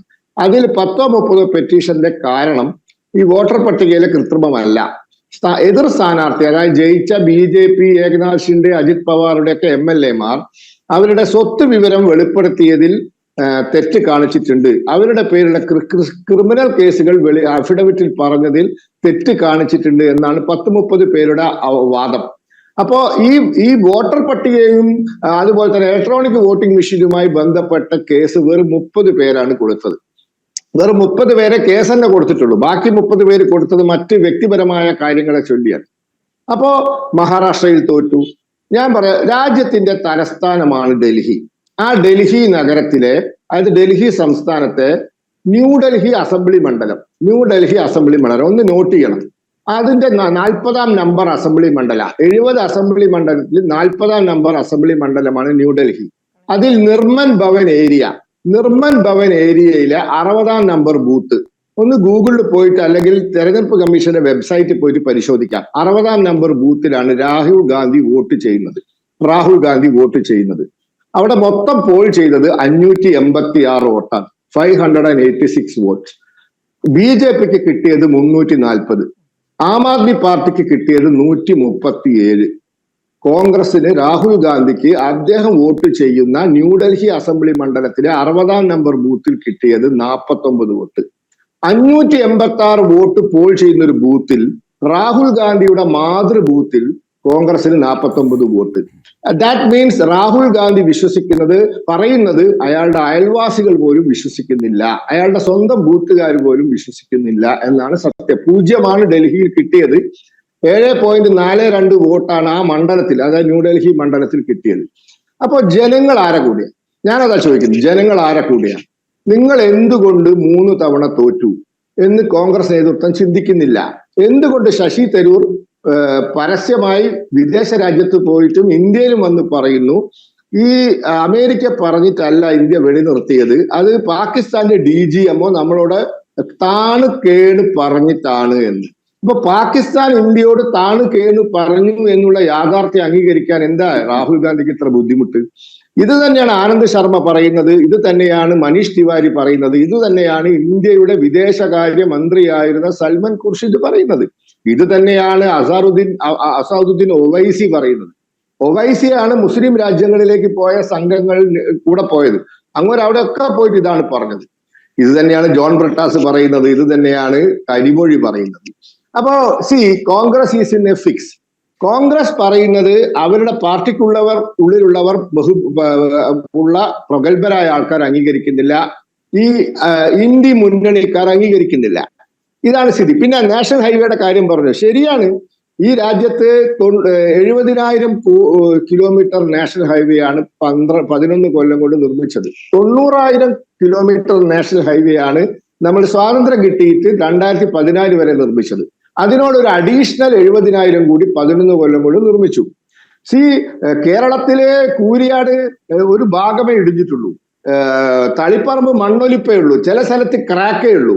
മിസോറാമിലെ നാഷണൽ ഹൈവേ ഒലിച്ചുപോയി. ജമ്മു കാശ്മീരിലെ ശ്രീനഗർ ജമ്മു ഹൈവേ ഒരു ഭാഗം ഒലിച്ചുപോയി. കാരണം കനത്ത മഴ പെയ്യുമ്പോൾ, വലിയ പ്രത്യാഘാതം ഉണ്ടാകുമ്പോൾ, പ്രകൃതിയിൽ മാറ്റം ഉണ്ടാകുമ്പോൾ വലിയ തകരാറ് സംഭവിക്കുന്നുണ്ട്.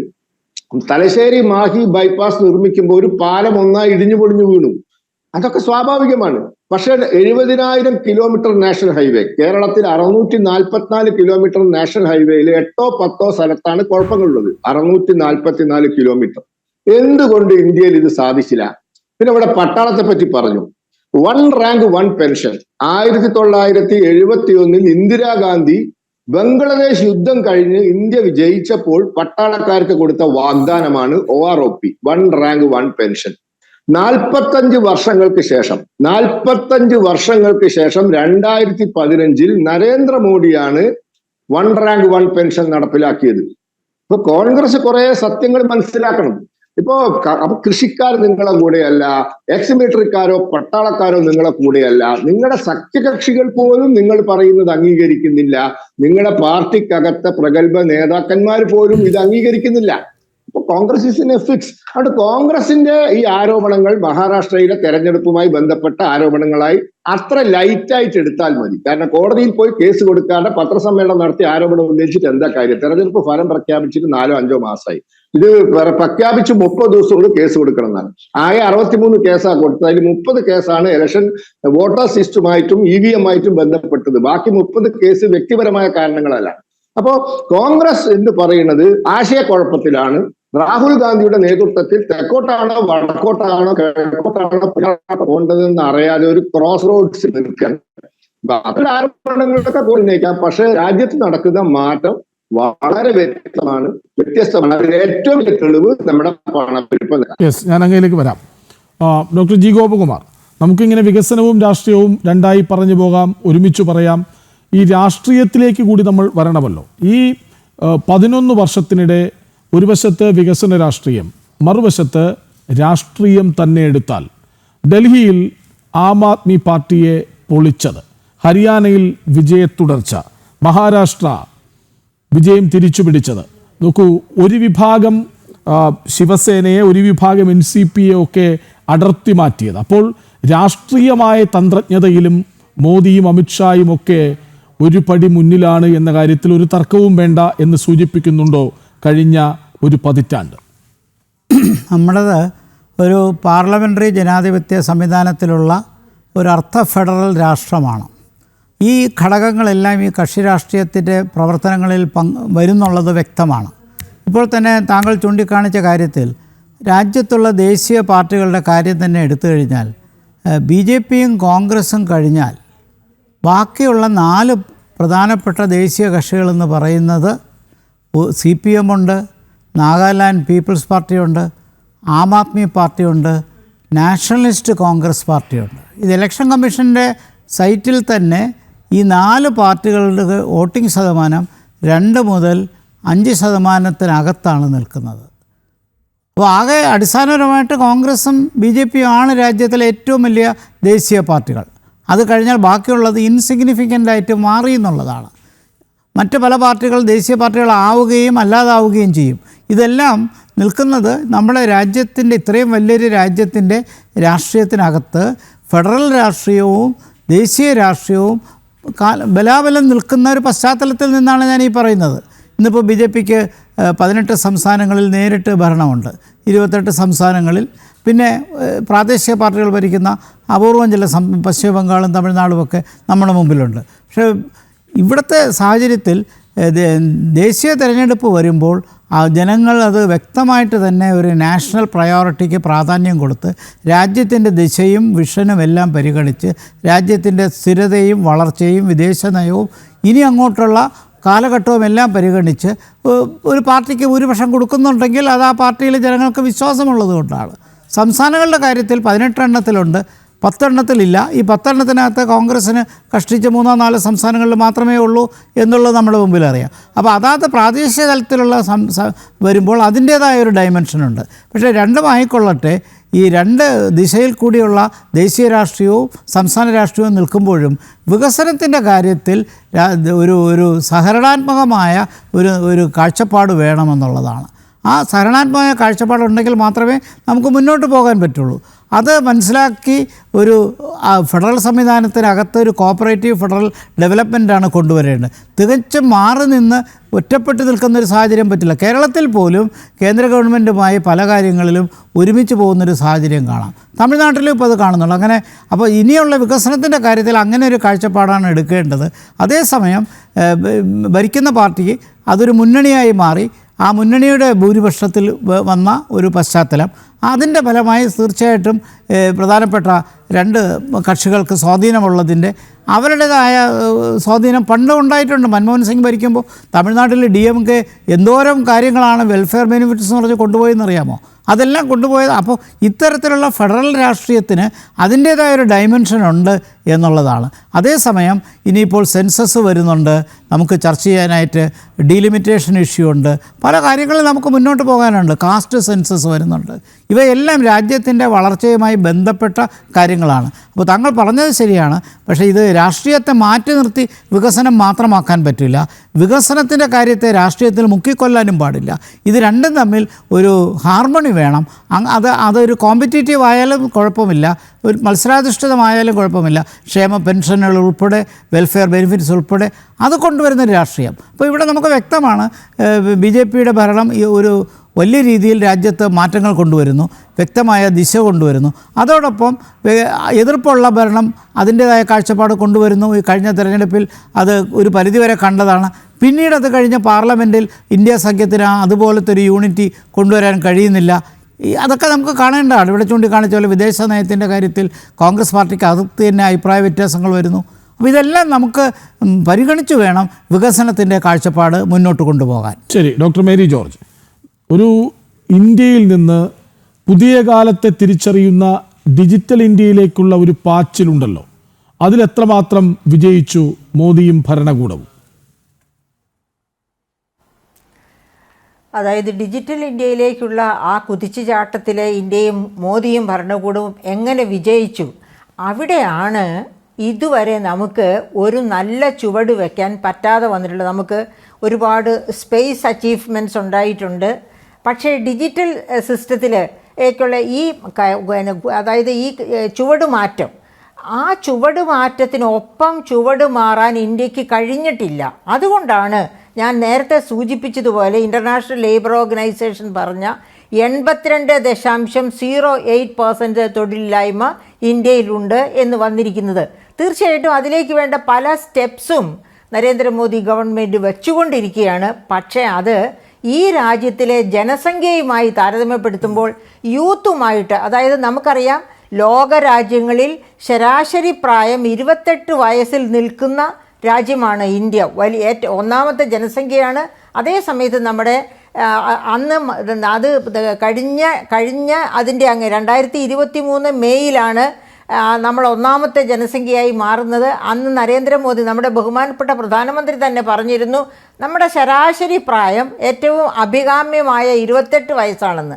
അപ്പോൾ മോസ്റ്റ് പ്രൊഡക്റ്റീവായിട്ടുള്ള ഒരു ശരാശരി പ്രായമുള്ള രാജ്യം ആ പ്രൊഡക്ടിവിറ്റിയിൽ നിന്ന് മാക്സിമം അഡ്വാൻറ്റേജ് എടുക്കാൻ കഴിയണമെങ്കിൽ ഈ പറയപ്പെട്ട ഡിജിറ്റൽ ടെക്നോളജിയിലെ കുതിച്ചു ചാട്ടത്തിനനുസരിച്ച് ചാടാൻ നമുക്ക് പറ്റണം. അതിന് നമുക്ക് പറ്റിയിട്ടില്ല എന്നുള്ളതാണ് ഇത്ര വലിയ തൊഴിലില്ലായ്മ ഇന്ത്യയിൽ. എന്നിട്ടും നമ്മൾ AI ബേസ്ഡ് ആയിട്ടുള്ള തൊഴിലുകളൊന്നും, അതായത് വന്നു പോകുന്നു, അത് വളരെ വളരെ സ്ലോ സ്പേസിലേ അതിൻ്റെയൊക്കെ വളർച്ച ഉണ്ടാകുന്നുള്ളൂ. അത് വളരെ പ്രധാനപ്പെട്ട ഒരു കാര്യം തന്നെയാണ്. ആ മേഖലയിൽ നമ്മൾ മാറ്റം നടത്തേണ്ടിയിരിക്കുന്നു. വളരെ ദ്രുതഗതിയിൽ മുന്നോട്ട് പോകേണ്ടിയിരിക്കുന്നു. അപ്പോൾ ഞാൻ അതവിടെ നിർത്തുകയാണ്. ബിക്കോസ് ഞാൻ ആ മേഖലയെപ്പറ്റി അത്ര ആധികാരികമായിട്ട് പറയാൻ മാത്രം എക്സ്പെർട്ടൈസ് എനിക്കില്ല. പക്ഷേ കൂടുതൽ പറയാമായിരുന്നു. എനിക്ക് ഒരു മേഖല കൈവയ്ക്കാനുണ്ട്, അതുകൊണ്ടാണ്. അതായത് ഈ ഫെഡറൽ സംവിധാനത്തെപ്പറ്റി ഡോക്ടർ ഗോപകുമാർ പറഞ്ഞല്ലോ. അവിടെ ഇന്ത്യയുടെ ഫെഡറൽ സംവിധാനത്തിൻ്റെ നടുവൊടിയുന്ന രീതിയിലാണ് ഇപ്പോൾ ഈ 2014 ശേഷമുള്ള, അതായത് 2015 ധനകാര്യ കമ്മീഷൻ തൊട്ട് ഇങ്ങോട്ടുള്ള പോക്ക്. ഏതൊക്കെ തരത്തിലാണ് അവിടെ വിവേചനം നടക്കുന്നത്? വിവേചനം എന്ന് പറഞ്ഞാൽ ഫിനാൻസ് കമ്മീഷൻ്റെ ഡെവല്യൂഷൻ പ്രിൻസിപ്പിൾ, ഡയറക്റ്റ് ടാക്സസ് ഒക്കെ പിരിച്ചെടുക്കുന്നത് കേന്ദ്ര ഗവൺമെൻറ്റാണ്. ആ ഡയറക്റ്റ് ടാക്സസ് എങ്ങനെയാണ് സംസ്ഥാനങ്ങളുമായിട്ട് ഷെയർ ചെയ്യുന്നത് എന്ന് തീരുമാനിക്കുകയാണ് ഫിനാൻസ് കമ്മീഷൻ ചെയ്യുന്നത്. അതിന് ഫിനാൻസ് കമ്മീഷൻ വച്ചിരിക്കുന്ന നോംസ് ഒക്കെ വികലമായ നോംസാണ്. അതിലെ പ്രധാനപ്പെട്ട പല നോംസും, എനിക്കതിൻ്റെ ഡീറ്റെയിൽസിലേക്ക് ഞാൻ പോകുന്നില്ല, പോയാൽ എനിക്ക് സമയം തരത്തില്ലായിരിക്കും. അതുകൊണ്ട് ആ പല നോംസും അതായത് തിരുത്തി കുറിക്കേണ്ടിയിരിക്കുന്നു. അതായത് 14 ധനകാര്യ കമ്മീഷൻ വരെ എടുത്തിരുന്നത് പോലെ ആ നോംസിൽ തിരുത്തൽ വരുത്തണം. ഇനി രണ്ടാമത്, സെസ്സും സർചാർജും അത് കോൺസ്റ്റിറ്റ്യൂഷണലായിട്ട് തന്നെ കേന്ദ്രത്തിനും സംസ്ഥാനങ്ങൾക്കും പിരിക്കാവുന്നതാണ് സെസ്സും സർചാർജും. പക്ഷേ മോദി ഗവൺമെൻറ് അതൊരു പ്രിവിലേജ് ആയിട്ട് എടുത്തുകൊണ്ട്, അതായത് 2018 ആകെ സെസ്സും സർചാർജുമായിട്ട് പിരിച്ചെടുത്തിരുന്നത് വെറും 18% മാത്രമായിരുന്നു ഈ ഡയറക്റ്റ് ടാക്സസിൻ്റെ എങ്കിൽ അതിപ്പോൾ 133% വർദ്ധിച്ചു 2023 ആയപ്പോഴേക്കും. എന്ന് വെച്ചാൽ അങ്ങനെ സെസ്സും സർചാർജും എല്ലാ ചാർജുകളും പോകുന്നത് ജനങ്ങളുടെ തലയിലാണ്. അപ്പോൾ ജനങ്ങളിൽ നിന്ന് ഇത്രയധികം സെസ്സും സർചാർജും പിരിച്ചെടുത്തു കഴിഞ്ഞാൽ സംസ്ഥാന ഗവൺമെൻറ്റുകളാണ് പ്രതിരോധത്തിലാകുന്നത്. അപ്പോൾ ഫിനാൻസ് കമ്മീഷൻ വഴിയുള്ള ഡെവല്യൂഷൻ വഴി അവരെ പ്രതിരോധത്തിലാക്കുന്നു. അതോടൊപ്പം സെസ്സും സർചാർജും കൂടുതൽ കളക്ട് ചെയ്തും സംസ്ഥാനങ്ങളെ പ്രതിരോധത്തിലാക്കുന്നു, അവരുടെ കയ്യിലെത്തുന്ന പണം കുറവാക്കുന്നു. മൂന്നാമത് ഒരു കാര്യവും കൂടിയുണ്ട് അവിടെ പറയാനായിട്ട്, അതായത് സെൻട്രലി സ്പോൺസേഡ് സ്കീംസ്. ഇതൊക്കെ അടിസ്ഥാനരഹിതമായ കാര്യങ്ങളല്ല, വളരെ കൃത്യമായ കണക്കുകളോടെ ഞാൻ പറയാം. അതായത് 2014 വരെ 68 സെൻട്രലി സ്പോൺസേഡ് സ്കീംസ് ഉണ്ടായിരുന്നതിനെ വെട്ടിച്ചുരുക്കി അംബ്രല്ല സ്കീംസ് എന്ന രീതിയിൽ 28 സ്കീംസ് ആയിട്ട് കുറയ്ക്കുന്നു. അതുമാത്രവുമല്ല, 60:40 അതായിരുന്നു ഒട്ടുമിക്ക സ്കീംസിൻ്റെയും സ്കീംസിൻ്റെയും സെൻട്രൽ ഗവൺമെൻറ് 60%, സംസ്ഥാന ഗവൺമെൻറ് 40%. അതിൻ്റെ ഏറ്റവും വലിയ ഒരു മാറ്റം ഉണ്ടായിരുന്നത് തൊഴിലുറപ്പ് പദ്ധതി MGNREGP, Mahatma Gandhi national rural employment, അതിൽ 90% കേന്ദ്രവും 10% സംസ്ഥാനങ്ങളുമാണ് മുടക്കേണ്ടിയിരുന്നത്. അതിപ്പോഴും അങ്ങനെ തുടരുന്നു. ബാക്കി ഉണ്ടായിരുന്ന എല്ലാ സ്കീംസും 60:40 എന്ന, അതായത് 60% കേന്ദ്രം 40% സംസ്ഥാനം അങ്ങനെയായിരുന്നത് ഒക്കെ തന്നെ ഈ 28 കുറച്ചു എന്ന് മാത്രമല്ല 25% കേന്ദ്രം, 15% കേന്ദ്രം, 10% കേന്ദ്രം എന്ന രീതിയിൽ കുറച്ചു.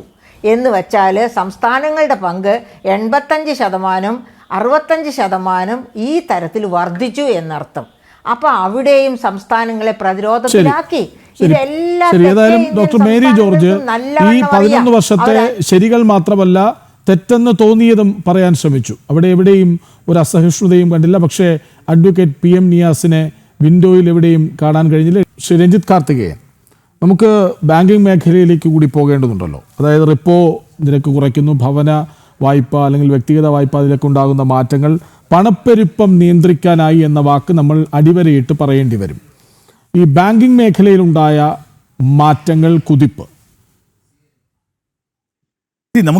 ഞാൻ ആ ബാങ്കിങ് മേഖല നേരത്തെ നമ്മളൊന്ന് ടച്ചപ്പ് ചെയ്തിരുന്നതാണ്. അതിന് മുമ്പായിട്ട് ഈ സോഷ്യൽ വെൽഫെയർ സ്കീംസിനെ പറ്റി മറ്റൊക്കെ ഇവിടെ പ്രതിപാദിക്കുകയുണ്ടായി. അപ്പോൾ അതിനൊരു മെഷർ തുടങ്ങി. അതായത് ഒരു വെൽഫെയർ എഫിഷ്യൻസി ഇൻഡെക്സ് എന്ന് പറയുന്ന ഒരു മെഷർ നമ്മൾ ഉണ്ടാക്കുകയാണ്. അതായത് 2014 മുൻപും അതിന് ശേഷവുമാണല്ലോ നമ്മളിപ്പോൾ ഒരു ചർച്ച ചെയ്യുന്നത്, ഈ കഴിഞ്ഞ 10 വർഷം കൊണ്ട് നമ്മൾ ഉണ്ടാക്കിയ ഒരു ബെനഫിറ്റ്. അപ്പോൾ അതിൻ്റെ അത് ബാങ്കിങ്ങുമായിട്ട് വളരെ വളരെ ക്ലോസ് ആയിട്ടിരിക്കുകയാണ്. ഞാൻ ആദ്യം പറഞ്ഞ ഒരു DBT, ഡയറക്റ്റ് ബെനഫിറ്റ് ട്രാൻസ്ഫർ എന്ന് പറയുന്ന ആ മെഷറാണ് വളരെ ഒരു ഗെയിം ചേഞ്ചറായിട്ട് എനിക്ക് തോന്നിയിട്ടുള്ളത്. അപ്പോൾ അതിനകത്ത് 0.32 ആയിരുന്ന 2013 ഈ വെൽഫെയർ എഫിഷ്യൻസി ഇൻഡെക്സ് 0.32 ആയിരുന്നത് ഇന്ന് 0.91 ആണ്. 2023 മെഷറാണ് ഞാൻ ഈ പറയുന്നത്. അപ്പോൾ ഇത് എത്രമാത്രം ആഴത്തിൽ ഈ വെൽഫെയർ നമുക്ക് എത്തിക്കാൻ പറ്റി. അപ്പോൾ ആ ഭാഗം തന്നെയാണ് വാസ്തവം പറഞ്ഞാൽ നമുക്ക് ഈ പറയുന്ന ഒരു വ്യാപകമായ പോവർട്ടി ഇറാഡിക്കേഷനിൽ മൾട്ടി ഡയമെൻഷണൽ പോവർട്ടിയിലൊക്കെ ഉള്ളത്. അതിൻ്റെ ക്രിട്ടിക്കലായിട്ടുള്ള ഒരു ഇമ്പാക്റ്റ് ഡെഫിനറ്റായിട്ട് ബാങ്കിങ് മേഖലയിലാണ്. ഈ വെൽഫെയർ ഡെലിവറി സിസ്റ്റത്തിനകത്ത് ഉണ്ടായിട്ടുള്ള ഒരു വിപ്ലവകരമായ ഒരു മാറ്റമാണ് ഇതിന് ഇത് ചെയ്തിട്ടുള്ളത്. അപ്പോൾ ഡെഫിനറ്റായിട്ടും ഈ സാമ്പത്തിക മേഖലയ്ക്ക് ഏതൊരു രാഷ്ട്രത്തിനും വേണ്ടത് നേരത്തെ പറഞ്ഞ പോലെ ആ ഡിജിറ്റൽ ഇൻഫ്രാസ്ട്രക്ചറാണ്. അപ്പോൾ ഈ ഡിജിറ്റൽ ഇൻഫ്രാസ്ട്രക്ചർ പൂവറാണെന്നോ അല്ലെങ്കിൽ അത് ഒരു അതിൻ്റെ ഒരു ലക്ഷ്യം കണ്ടില്ല എന്ന് പറഞ്ഞാൽ മറ്റുള്ള രാഷ്ട്രങ്ങൾ പോലും വളരെ അത്ഭുതത്തോടെ നോക്കിക്കാണുക ഭാരതത്തിൻ്റെ UPI. ഈ UPI എന്നുള്ള റിയൽ ടൈമിൽ കോടിക്കണക്കിന് ട്രാൻസാക്ഷൻ ഡെയിലി ചെയ്യുന്ന ഒരു സിസ്റ്റം ഈ 145 കോടി ജനങ്ങളിലേക്ക് എത്തിക്കാൻ പറ്റുന്ന ഒരു സിസ്റ്റം ഡെവലപ്പ് ചെയ്യുക എന്ന് പറയുന്നത് ചെറിയൊരു കാര്യമല്ല. അപ്പോൾ ഡിജിറ്റൽ എക്കോണമിയെ പറ്റി പറയുമ്പോൾ ഈ ബാങ്കിങ്ങിനെ പറ്റി പറയുമ്പോൾ നമുക്കറിയാം നമ്മുടെ ഇവിടുത്തെ അസംബ്ലി മുതൽ പാർലമെൻറ്റ് വരെ അതിനെപ്പറ്റി വളരെ മോശമായ അല്ലെങ്കിൽ ഒരു മീൻ വിൽക്കുന്ന ഒരു സ്ത്രീക്ക് എങ്ങനെയാണ് ഈ ഡിജിറ്റൽ പേയ്മെൻറ്റ് നടത്താൻ പറ്റുക, അല്ലെങ്കിൽ ഒരു വെജിറ്റബിൾ വെണ്ടറായിട്ടുള്ള ഒരാൾക്ക് എങ്ങനെയാണ് ഡിജിറ്റൽ പേയ്മെൻറ്റ് വരിക, എങ്ങനെയാണ് വളരെ റിമോട്ടായിട്ടുള്ള വില്ലേജുകളിൽ ഈ പറയുന്ന ഓൺലൈൻ ഡിജിറ്റൽ പേയ്മെൻറ്റ്സ് ഉണ്ടാക്കാൻ പറ്റുക എന്നൊക്കെ അധിക്ഷേപിച്ചവർ ഇന്ന് ഒരു ലോകം മുഴുവൻ അത്ഭുതത്തോടെ നോക്കി നിൽക്കുകയാണ് നമ്മുടെ ആ ഒരു ഡെവലപ്മെൻറ്റ് ഇൻ ഡിജിറ്റൽ ഇൻഫ്രാസ്ട്രക്ചർ. അപ്പം വളരെ ശക്തമായ ഇൻ്റർവെൻഷനാണ് അത്. ഫിനാൻഷ്യൽ ഇൻക്ലൂഷന് വേണ്ടിയിട്ടുള്ള ആളുകളെ മുഴുവൻ ഈ സബ്കാ സാത്ത് സബ്കാ വികാസ് എന്ന് പറയുന്ന ആ ഒരു തലത്തിലേക്ക് കൊണ്ടെത്തിക്കാൻ പറ്റിയ ഒരു ഡെഫിനറ്റ് ആയിട്ടുള്ള ഇതാണ്. അങ്ങനെ ഇൻക്ലൂസീവായിട്ട് വന്ന ഒരു ബാങ്കിങ് മേഖലയിൽ ഞാൻ ഇന്നും പറയുന്നില്ല ഒരു 100% ഡിമോണിറ്റൈസേഷൻ കാരണം കള്ളപ്പണം കൊണ്ടുവന്നോ ഇല്ലയോ എന്നുള്ള ക്വസ്റ്റ്യൻ ഒന്നും റെലവൻ്റ് അല്ല. ഇന്ന് നമുക്കറിയാം റിയൽ എസ്റ്റേറ്റിൻ്റെ ഡീൽസിലും മറ്റുള്ള ഒരുപാട് ഇമ്പാക്റ്റ് അസസ്മെൻറ്റ്സ് നടന്നു കഴിഞ്ഞു. എന്തുകൊണ്ട് ഡിമോണിറ്റൈസേഷൻ ഒരു സക്സസ് ആണെന്ന് പറഞ്ഞു കഴിഞ്ഞു, അല്ലെങ്കിൽ അതുകൊണ്ടുള്ള ഡിഫക്ട്സ് എന്താണെന്ന് അറിഞ്ഞു കഴിഞ്ഞു. ആ എമൗണ്ടിൽ നിന്നും അല്ലെങ്കിൽ അവിടെ നിന്നുള്ള ഒരു മേജർ ബെനിഫിറ്റ് ഉണ്ടായത് ഒരു ലെസ് ക്യാഷ് എക്കോണമി, ഞാനൊരു ക്യാഷ്ലെസ് എക്കോണമി എന്നുള്ളത് ഒരു ലെസ് ക്യാഷ് എക്കോണമിയിലേക്ക് നമുക്ക് മൈഗ്രേറ്റ് ചെയ്യാൻ പറ്റി. അപ്പം പാരലായിട്ട് ഈ കള്ളപ്പണം കൊണ്ട് നടക്കുകയും അങ്ങനെയുള്ള കാര്യങ്ങളും ഒക്കെ വളരെയധികം കുറയ്ക്കാൻ സാധിച്ചു. നമ്മുടെ GDPയിൽ അധികം വർധനവ് വന്നു. ഒരുപാട് രീതിയിലുള്ള ടെററിസ്റ്റ് ആക്ടിവിറ്റീസ് നമുക്ക് കുറച്ച് ഉണ്ടാകാൻ പറ്റി. അങ്ങനെയുള്ളൊരു നിലയിലേക്ക് ഇന്ന് ബാങ്കിങ് സിസ്റ്റം വളർന്നു എന്നുള്ളത് നമ്മുടെ സാമ്പത്തികമായി നേരത്തെ പറഞ്ഞതുപോലെ ഫ്രജൈൽ 5-ൽ നിന്ന് ഫാസ്റ്റസ്റ്റ് ഗ്രോയിങ് ലാർജ് എക്കോണമിയിലേക്കുള്ള പ്രയാണത്തിൻ്റെ മേജർ ഒരു സ്പൈനൽ കാർഡ്, അതിൻ്റെ ഒരു നട്ടെല്ലെന്ന് പറയുന്നത് ഈ ഡിജിറ്റൽ ഇൻഫ്രാസ്ട്രക്ചറാണ്, ബാങ്കിങ് മേഖലയാണ്. അതിൻ്റെ ഒരു ക്ലീനിങ് അപ്പ് ചെയ്തിട്ടുള്ള വിപ്ലവകരമായ ഇൻട്രൊഡക്ഷൻ ഓഫ് ലീഗൽ ഉള്ള ഒരു IBC പോലുള്ള കോഡുകളാണ്. അപ്പോൾ മനസ്സിലാക്കുന്നത് എന്ന് പറഞ്ഞാൽ ഇതിനകത്ത് രാഷ്ട്രീയപരമായി നമുക്ക് എന്ത് വേണമെങ്കിലും ഒരു ഡിഫറൻസ് ഓഫ് ഒപ്പീനിയൻ ഉണ്ടാകാം. എല്ലാ കാര്യങ്ങളും 100% ആയിട്ട് ഇംപ്ലിമെൻറ്റ് ചെയ്യണം എന്നുള്ളതല്ല. പക്ഷേ ഒരു ഓവറോൾ നോക്കുകയാണെങ്കിൽ ലാസ്റ്റ് 10 years കൊണ്ട് ഉണ്ടായിട്ടുള്ള മാറ്റം മൾട്ടിപ്പിൾ മേഖലകളിൽ ഇൻഫ്രാസ്ട്രക്ചർ നേരത്തെ പറഞ്ഞു, ആ ഇൻഫ്രാസ്ട്രക്ചറിൽ ഉള്ള ആ ഒരു ഇമ്പ്രൂവ്മെൻറ്റ് തന്നെയാണ്, അല്ലെങ്കിൽ ആ ഒരു വലിയ കാൽവയ്പ്പാണ്. മറ്റേ ലാക്സ് ഓഫ് കിലോമീറ്റേഴ്സ് നമ്മൾ അഡീഷൻ കൊണ്ടുവന്നത് കൊണ്ടാണ് ഇന്ന് എക്കോണമിയിൽ ഒരു അഗ്രികൾച്ചറിന് ബെനിഫിറ്റ് ഉണ്ടായിട്ടുള്ളത്. ഈ അഗ്രികൾച്ചറിൽ തന്നെ നമുക്ക് വളരെയധികം കിസാൻ ക്രെഡിറ്റ് കാർഡാകട്ടെ, PM ഫസൽ ബീമ യോജനയാകട്ടെ, അങ്ങനെയുള്ള ഒരുപാട് സ്കീമുകളുടെ ഇൻ്റർവെൻഷൻ കഴിഞ്ഞ ക്വാർട്ടറിൽ നമ്മൾ നോക്കുകയാണെങ്കിൽ 0.8 അങ്ങോട്ട് ഉണ്ടായിരുന്ന അഗ്രികൾച്ചർ ഗ്രോത്ത് ഏതാണ്ട് 5.8 മറ്റോ ആയി കൂടിയിട്ടുണ്ട്. അപ്പം അഗ്രികൾച്ചർ ഒരു വലിയ 55% ആളുകളെ ഡിപ്പെൻഡ് ചെയ്തിട്ടുള്ള ഒരു മേഖലയാണ്. ഓവർ ബർഡൻഡ് ആണെന്ന് പറയുന്നിടത്ത് പോലും നമുക്ക് ഒരു വലിയ തോതിലുള്ളൊരു ഗ്രോത്ത് ഉണ്ടാക്കാൻ പറ്റി. ഡിഫൻസ് പ്രൊഡക്ഷനും മറ്റുമൊക്കെയുള്ള ഇപ്പോൾ ഓപ്പറേഷൻ സിന്ദൂറിനെ പറ്റി പറഞ്ഞു. അപ്പം രാഹുൽ ഗാന്ധി എടുത്ത് ആരോ വിളിച്ച് പറഞ്ഞു ട്രംപ് സറണ്ടർ ചെയ്യാൻ പറഞ്ഞു എന്ന് പറഞ്ഞു, അയാൾ സറണ്ടർ ചെയ്തു എന്നൊക്കെ പറയുന്നതല്ലാതെ യഥാർത്ഥത്തിൽ നടന്നതെന്ന് പറഞ്ഞാൽ ഇന്ന് ഭാരതത്തിൻ്റെ ഡിഫൻസ് എക്സ്പോർട്സിലുണ്ടായിട്ടുള്ള കുതിപ്പ് ഏതാണ്ട് 21,000 കോടി രൂപയ്ക്ക് മുകളിലാണ്. ഏതാണ്ട് 300-400 കോടി രൂപ ഉണ്ടായിരുന്ന സാധനം ഇന്ന് 23,000 crores എന്തോടെ നമ്മുടെ എക്സ്പോർട്സ്. അത് ഈ ഓപ്പറേഷൻ സിന്ദൂറിൽ made in India tested in പാകിസ്ഥാനാണ്. അവിടെ ന്യൂനപക്ഷവും ന്യൂനപക്ഷത്തിൻ്റെയുള്ള ഇതില്ല. ഇവിടെ ഉണ്ടായിട്ടുള്ള വികസനം എനിക്ക് തോന്നുന്നത്, ഞാൻ കണ്ടിട്ടുള്ളത്, ഇപ്പോൾ ട്രിപ്പിൾ തലാഖ് നേരത്തെ ഇവിടെ പ്രതിപാദിക്കുകയുണ്ടായി, ന്യൂനപക്ഷത്തിന് എന്തോ അരക്ഷിതാവസ്ഥ ഉണ്ടായി. എനിക്ക് തോന്നുന്നു ഏറ്റവും വിപ്ലവകരമായ മാറ്റമുണ്ടായെന്ന് പറയുന്നത് ഇന്നത്തെ ഇവിടുത്തെ മുസ്ലിം വനിതകൾക്കുണ്ടായിട്ടുള്ള പ്രയാസങ്ങൾ മാറ്റുന്ന ഒരു നിയമം തന്നെയല്ലേ ഈ ട്രിപ്പിൾ തലാഖിൻ്റെ ഒരു ഇംപ്ലിമെൻറ്റേഷൻ, അല്ലെങ്കിൽ അത് ഒരു ക്രിമിനൽ കുറ്റമായിട്ട് മാറ്റിയത്. അവർക്കുണ്ടായിട്ടുള്ള ഒരു പ്രയാസങ്ങളല്ലേ. 2, ഈ പറയുന്ന ഭാരതീയരല്ലാതെ ഉള്ള ആളുകൾക്ക് ഇവിടെ വരുന്നത് കൊണ്ട് ആധാർ കാർഡും പാൻ കാർഡും മറ്റുമൊക്കെ എടുത്തു കൊടുത്ത് ഇവിടെ നമ്മൾ നിലനിർത്തണം എന്നുള്ളതാണോ നമ്മൾ പറയുന്നത്? അതുപോലെ തന്നെ നമുക്കുണ്ടായിട്ടുള്ള മാറ്റങ്ങൾ ഈ വഖഫിൻ്റെ എനിക്ക് തോന്നുന്നത് ഏറ്റവും കൂടുതൽ വിപ്ലവകരമായ ഒരു മാറ്റം എന്ന് പറയുന്നത്, ഇത് ആളുകളെ തെറ്റിദ്ധരിപ്പിക്കാനായിട്ടുള്ള ചില വാചകങ്ങൾ മാത്രമേ ഈ വാസ്തവം ഇന്ന് നമുക്ക് എഗൻസ്റ്റായിട്ട് കേൾക്കാൻ പറ്റിയിട്ടുള്ളൂ. ഇന്ന് നമുക്ക് ചെയ്യാനൊക്കുന്ന കാര്യങ്ങളിൽ ഇന്നത്തെ ഇവിടെ നേരത്തെ സ്ക്രീനിലൊരു ഷോട്ട് കാണിച്ചു, 15 മേഖലകളിലുള്ള ഡെവലപ്മെൻറ്റ്സിൻ്റെ with numbers, with data points. ആ ഡേറ്റ പോയിൻറ്റ്സ് നമ്മൾ നോക്കിയാൽ മാത്രം മതി ഭാരതത്തിൻ്റെ വികസനം. അപ്പോൾ എനിക്ക് തോന്നുന്നു ഒരു ഭാരതീയൻ എന്നുള്ള നിലയ്ക്ക് നമ്മൾ എല്ലാവരും തന്നെ അതിൽ അഭിമാനിക്കണം. അതിന് ക്രെഡിറ്റ് കൊടുക്കേണ്ടത് ക്രെഡിറ്റ് കൊടുക്കണം. ആ പറയുന്ന അതിനകത്ത് ഈ നേരത്തെ ഇവിടെ പറഞ്ഞിരുന്നാലും ലേബർ ഫോഴ്സിലുണ്ടായിട്ടുള്ള വളരെ ശക്തമായ ഒരു ഇൻ്റർവെൻഷൻ ആവശ്യമുണ്ട്. ജോബ് ക്രിയേഷനിൽ പ്രയാസമുണ്ട്. ഇതിനൊക്കെ ഹെൽത്ത് റെഗുലേറ്റഡ് ആക്ടിവിറ്റീസിൽ പ്രയാസമുണ്ട്. പക്ഷേ നമ്മൾ ആ കോവിഡ് സമയത്ത് കോവിൻ പോലുള്ള വളരെ ഡിജിറ്റൽ ഇൻഫ്രാസ്ട്രക്ചർ യൂസ് ചെയ്ത് USA പോലുള്ള ഈ ഡെവലപ്ഡ് കൺട്രീസ് പോലും പേപ്പറും പെൻസിലും പേനയും യൂസ് ചെയ്തിരുന്ന സർട്ടിഫിക്കറ്റ് നമ്മൾ ഡിജിറ്റൈസ് ചെയ്തതാണ്. അപ്പോൾ വളരെ വലിയ മാറ്റങ്ങൾ നമുക്ക് ഉണ്ടാക്കാൻ പറ്റി. ഇന്നൊരു വേൾഡ് ലീഡർ എന്നുള്ള നിലയ്ക്ക് നമ്മളെ പ്രൊജക്റ്റ് ചെയ്യാൻ പറ്റി. 15-20 മിനിറ്റിനകത്ത് മാത്രമേ നമുക്ക് ബാക്കിയുള്ളൂ. അതുകൊണ്ടാണ് ഞാൻ ഇടപെടുന്നത്. ഡോക്ടർ മേരി ജോർജ്, അതായത് വളരെ വലിയ മാറ്റങ്ങൾ ഭാരതത്തിലുണ്ടായി, ഒരു കുതിച്ചുചാട്ടമുണ്ടായി. അതിൽ ചില തെറ്റുകൾ സംഭവിച്ചിട്ടുണ്ട്, അല്ലെങ്കിൽ വിമർശന വിധേയമായ പലതുണ്ട്, ഒക്കെ ശരിയാണ്. പക്ഷേ ഒരു സമ്പദ് വ്യവസ്ഥയെ ഉണ്ടാക്കിയെടുക്കൽ അത്ര എളുപ്പമല്ലല്ലോ. വികസ്വര രാജ്യമായിരുന്ന ഇന്ത്യയെ വികസിത രാജ്യമാക്കുന്ന ഒരു പ്രയാണത്തിലാണ് മോദി സർക്കാർ എന്ന് പറഞ്ഞാൽ അതിനെത്രയെത്ര ഉദാഹരണങ്ങൾ, ശരികൾ നമുക്ക് മുന്നിലുണ്ട്. നമ്മുടെ കാർഷിക രംഗത്ത്, യന്ത്രവൽക്കരണത്തിൽ, ആധുനികവൽക്കരണത്തിൽ, നിർമ്മാണ പശ്ചാത്തല രംഗത്തെ പുരോഗതിയിൽ ഒക്കെ വലിയ മാറ്റങ്ങൾ ഉണ്ടായിട്ടുണ്ട്. അതായത് ആകപ്പാടെ സുസ്ഥിരമായ ഒരു സമ്പദ് വ്യവസ്ഥയിലേക്ക് നമ്മൾ എത്തി എന്ന് പറഞ്ഞുറപ്പിക്കാറായില്ലേ?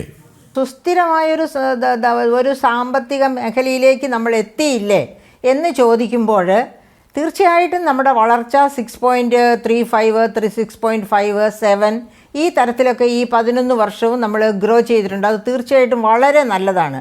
അപ്പോഴും നമ്മൾ ഓർക്കണം, മൻമോഹൻ സിംഗ് പ്രധാനമന്ത്രിയായിരുന്ന ആ കാലഘട്ടത്തിൽ ശരാശരി 8% വളർച്ച നമ്മൾ നേടിയിരുന്നു. അത് പോട്ടെ, ആ 0.5% വർധനവോ കുറവോ അല്ല ഇവിടെ പ്രശ്നം. ഇപ്പോൾ തൊട്ട് മുൻപ് തന്നെ മിസ്റ്റർ കാർത്തികേയനോ മറ്റോ ഈ നമ്മൾ 4th പൊസിഷൻ GDPയിൽ 2047 ആകുമ്പോഴത്തേക്ക് നമ്മൾ 3rd പൊസിഷനിലെത്തും എന്ന രീതിയിൽ സംസാരിച്ചു. ഈ അടുത്ത കാലഘട്ടങ്ങളിലൊക്കെ അങ്ങനെയുള്ള സംസാരവും സ്റ്റാറ്റിസ്റ്റിക്സും ഒക്കെ കാണുന്നുമുണ്ട്. പക്ഷേ എൻ്റെ പ്രിയപ്പെട്ട സുഹൃത്തെ, ഞാൻ ചോദിക്കുകയാണ്, ഈ GDPയിൽ 4ാം സ്ഥാനത്ത് എത്തിയെങ്കിൽ പെർ ക്യാപിറ്റ ഇൻകം, അതാണല്ലോ എൻ്റെയും നിങ്ങളുടെയും കയ്യിൽ കിട്ടി നമുക്ക് ചെലവഴിക്കാൻ പറ്റുന്ന ഇൻകമാണ് പെർ ക്യാപിറ്റ ഇൻകം അഥവാ ആളോഹരി വരുമാനം എന്ന് പറയുന്നത്. അതൊക്കെ ഇന്ത്യയിൽ എത്രയാണ്? അത് 2500-നും 3000-നും, അതായത് ഡോളറിന് ഇടയ്ക്കാണ് നമ്മുടെ പെർ ക്യാപിറ്റ ഇൻകം 4ാം സ്ഥാനത്ത് എത്തിയെന്ന് പറയുമ്പോൾ. അതേ സമയത്ത് അത് ചൈനയുടെ $13,000, അതേ സമയത്ത് അമേരിക്കയുടേത് $76,000 അത്ര വ്യത്യാസമുണ്ട് പെർ ക്യാപിറ്റ ഇൻകത്തിൽ. പെർ ക്യാപിറ്റ ഇൻകം കൊണ്ടാണല്ലോ നമ്മൾ ജീവിത നിലവാരം അളക്കുന്നത്. അപ്പം നമ്മുടെ GDP കൂടി, പക്ഷേ ജീവിത നിലവാരം വളരെ താഴ്ന്നു നിൽക്കുന്നു. നമുക്ക് തൊട്ട് താഴെ പോയെന്ന് പറഞ്ഞ ജപ്പാൻ്റെയും ജർമ്മനിയുടെയും ഒക്കെ ജീവിത നിലവാര സൂചിക, അവരുടെ പെർ ക്യാപിറ്റ ഇൻകം എത്രയെന്ന് നോക്കണം. അപ്പോൾ ഇതൊരു വലിയ വമ്പൻ അച്ചീവ്മെൻ്റായിട്ട് ഒരിക്കലും സാമ്പത്തിക ശാസ്ത്രം അറിയാവുന്നവർക്ക് പറയാൻ പറ്റില്ല. സാമ്പത്തിക ശാസ്ത്രം എന്താ പറയുന്നതെന്നറിയാമോ? GDP വളർച്ച ഇറ്റിച്ചിറങ്ങണം, സാധാരണ ജനങ്ങളിലേക്ക് അത് ഇറ്റിച്ചിറങ്ങണം. എങ്ങനെയാണ് ഇറ്റിച്ചിറങ്ങുന്നത്? തൊഴിലായിട്ട്, വേതനമായിട്ട്, ജീവിത നിലവാരമായിട്ട് സാധാരണക്കാരൻ്റെ ജീവിതം മെച്ചപ്പെടുത്തണം. അപ്പോഴാണ് നമുക്ക് GDPയുടെ വളർച്ചയിൽ സന്തോഷിക്കാനോ കൊട്ടിഘോഷിക്കാനോ അവസരമുണ്ടാകുന്നത്. അത് ഇന്ത്യയിൽ ഉണ്ടായിട്ടില്ല. അപ്പോൾ ആ കാരണം കൊണ്ട് ഇന്ത്യ വലിയ GDP നേടിയ രാജ്യമാണ് എന്ന് പറഞ്ഞ് ഊറ്റം കൊള്ളുന്നത് വലിയ ലജ്ജാകരമായ ഒരു സംഭവമായിട്ടാണ് എനിക്ക് തോന്നുന്നത്. ശരി, ഹലോ, കേൾക്കാം. ശ്രീ പത്മനാഭൻ, മേരി ജോർജ് പറഞ്ഞു വെച്ചത് എന്തോ സമയമുണ്ടോ? ആഭ്യന്തര ഉൽപാദനം വർദ്ധിച്ചതുകൊണ്ട് ജനങ്ങൾക്ക് സ്വീകാര്യമായത് അല്ലെങ്കിൽ ജനങ്ങളിലേക്ക് ഇറങ്ങിച്ചെല്ലുന്നത് സാധ്യമായിട്ടില്ല എന്നാണ് മറുപടി. അല്ല, ഞാനൊരു സാമ്പത്തിക വിദഗ്ധനൊന്നല്ല. പക്ഷെ ഞാൻ മനസ്സിലാക്കിയ ഒരു കാര്യം, പണപ്പെരുപ്പ നിരക്ക് എന്തുകൊണ്ട് കുറഞ്ഞു എന്നുള്ളത് നാം ഗൗരവത്തിൽ ചിന്തിക്കേണ്ട ഒരു വിഷയമാണ്. കള്ളപ്പണം ഉണ്ടെങ്കിൽ പണപ്പെരുപ്പം കൂടും. മാർക്കറ്റിൽ കള്ളപ്പണം ഇറങ്ങിയാൽ പണപ്പെരുപ്പം കൂടും. മൻമോഹൻ സിംഗ് ഇന്ത്യ ഭരിക്കുമ്പോൾ 7%, 8% ആയിരുന്ന പണപ്പെരുപ്പ നിരക്ക് 4%, 5%, അതായത് 5-ൽ താഴെ വന്ന് നിൽക്കുമ്പോൾ, സ്ഥിരമായി നിൽക്കുമ്പോൾ അതിനർത്ഥം മാർക്കറ്റിൽ കള്ളപ്പണം ഇല്ല എന്ന്. മറ്റൊരു കാര്യം ഉൽപാദനത്തിലുള്ള വർധനവുമാണ്. അപ്പം കള്ളപ്പണവും ഈ പണപ്പെരുപ്പവും വളരെ പരസ്പര ബന്ധമുള്ള സംഗതിയാണ്.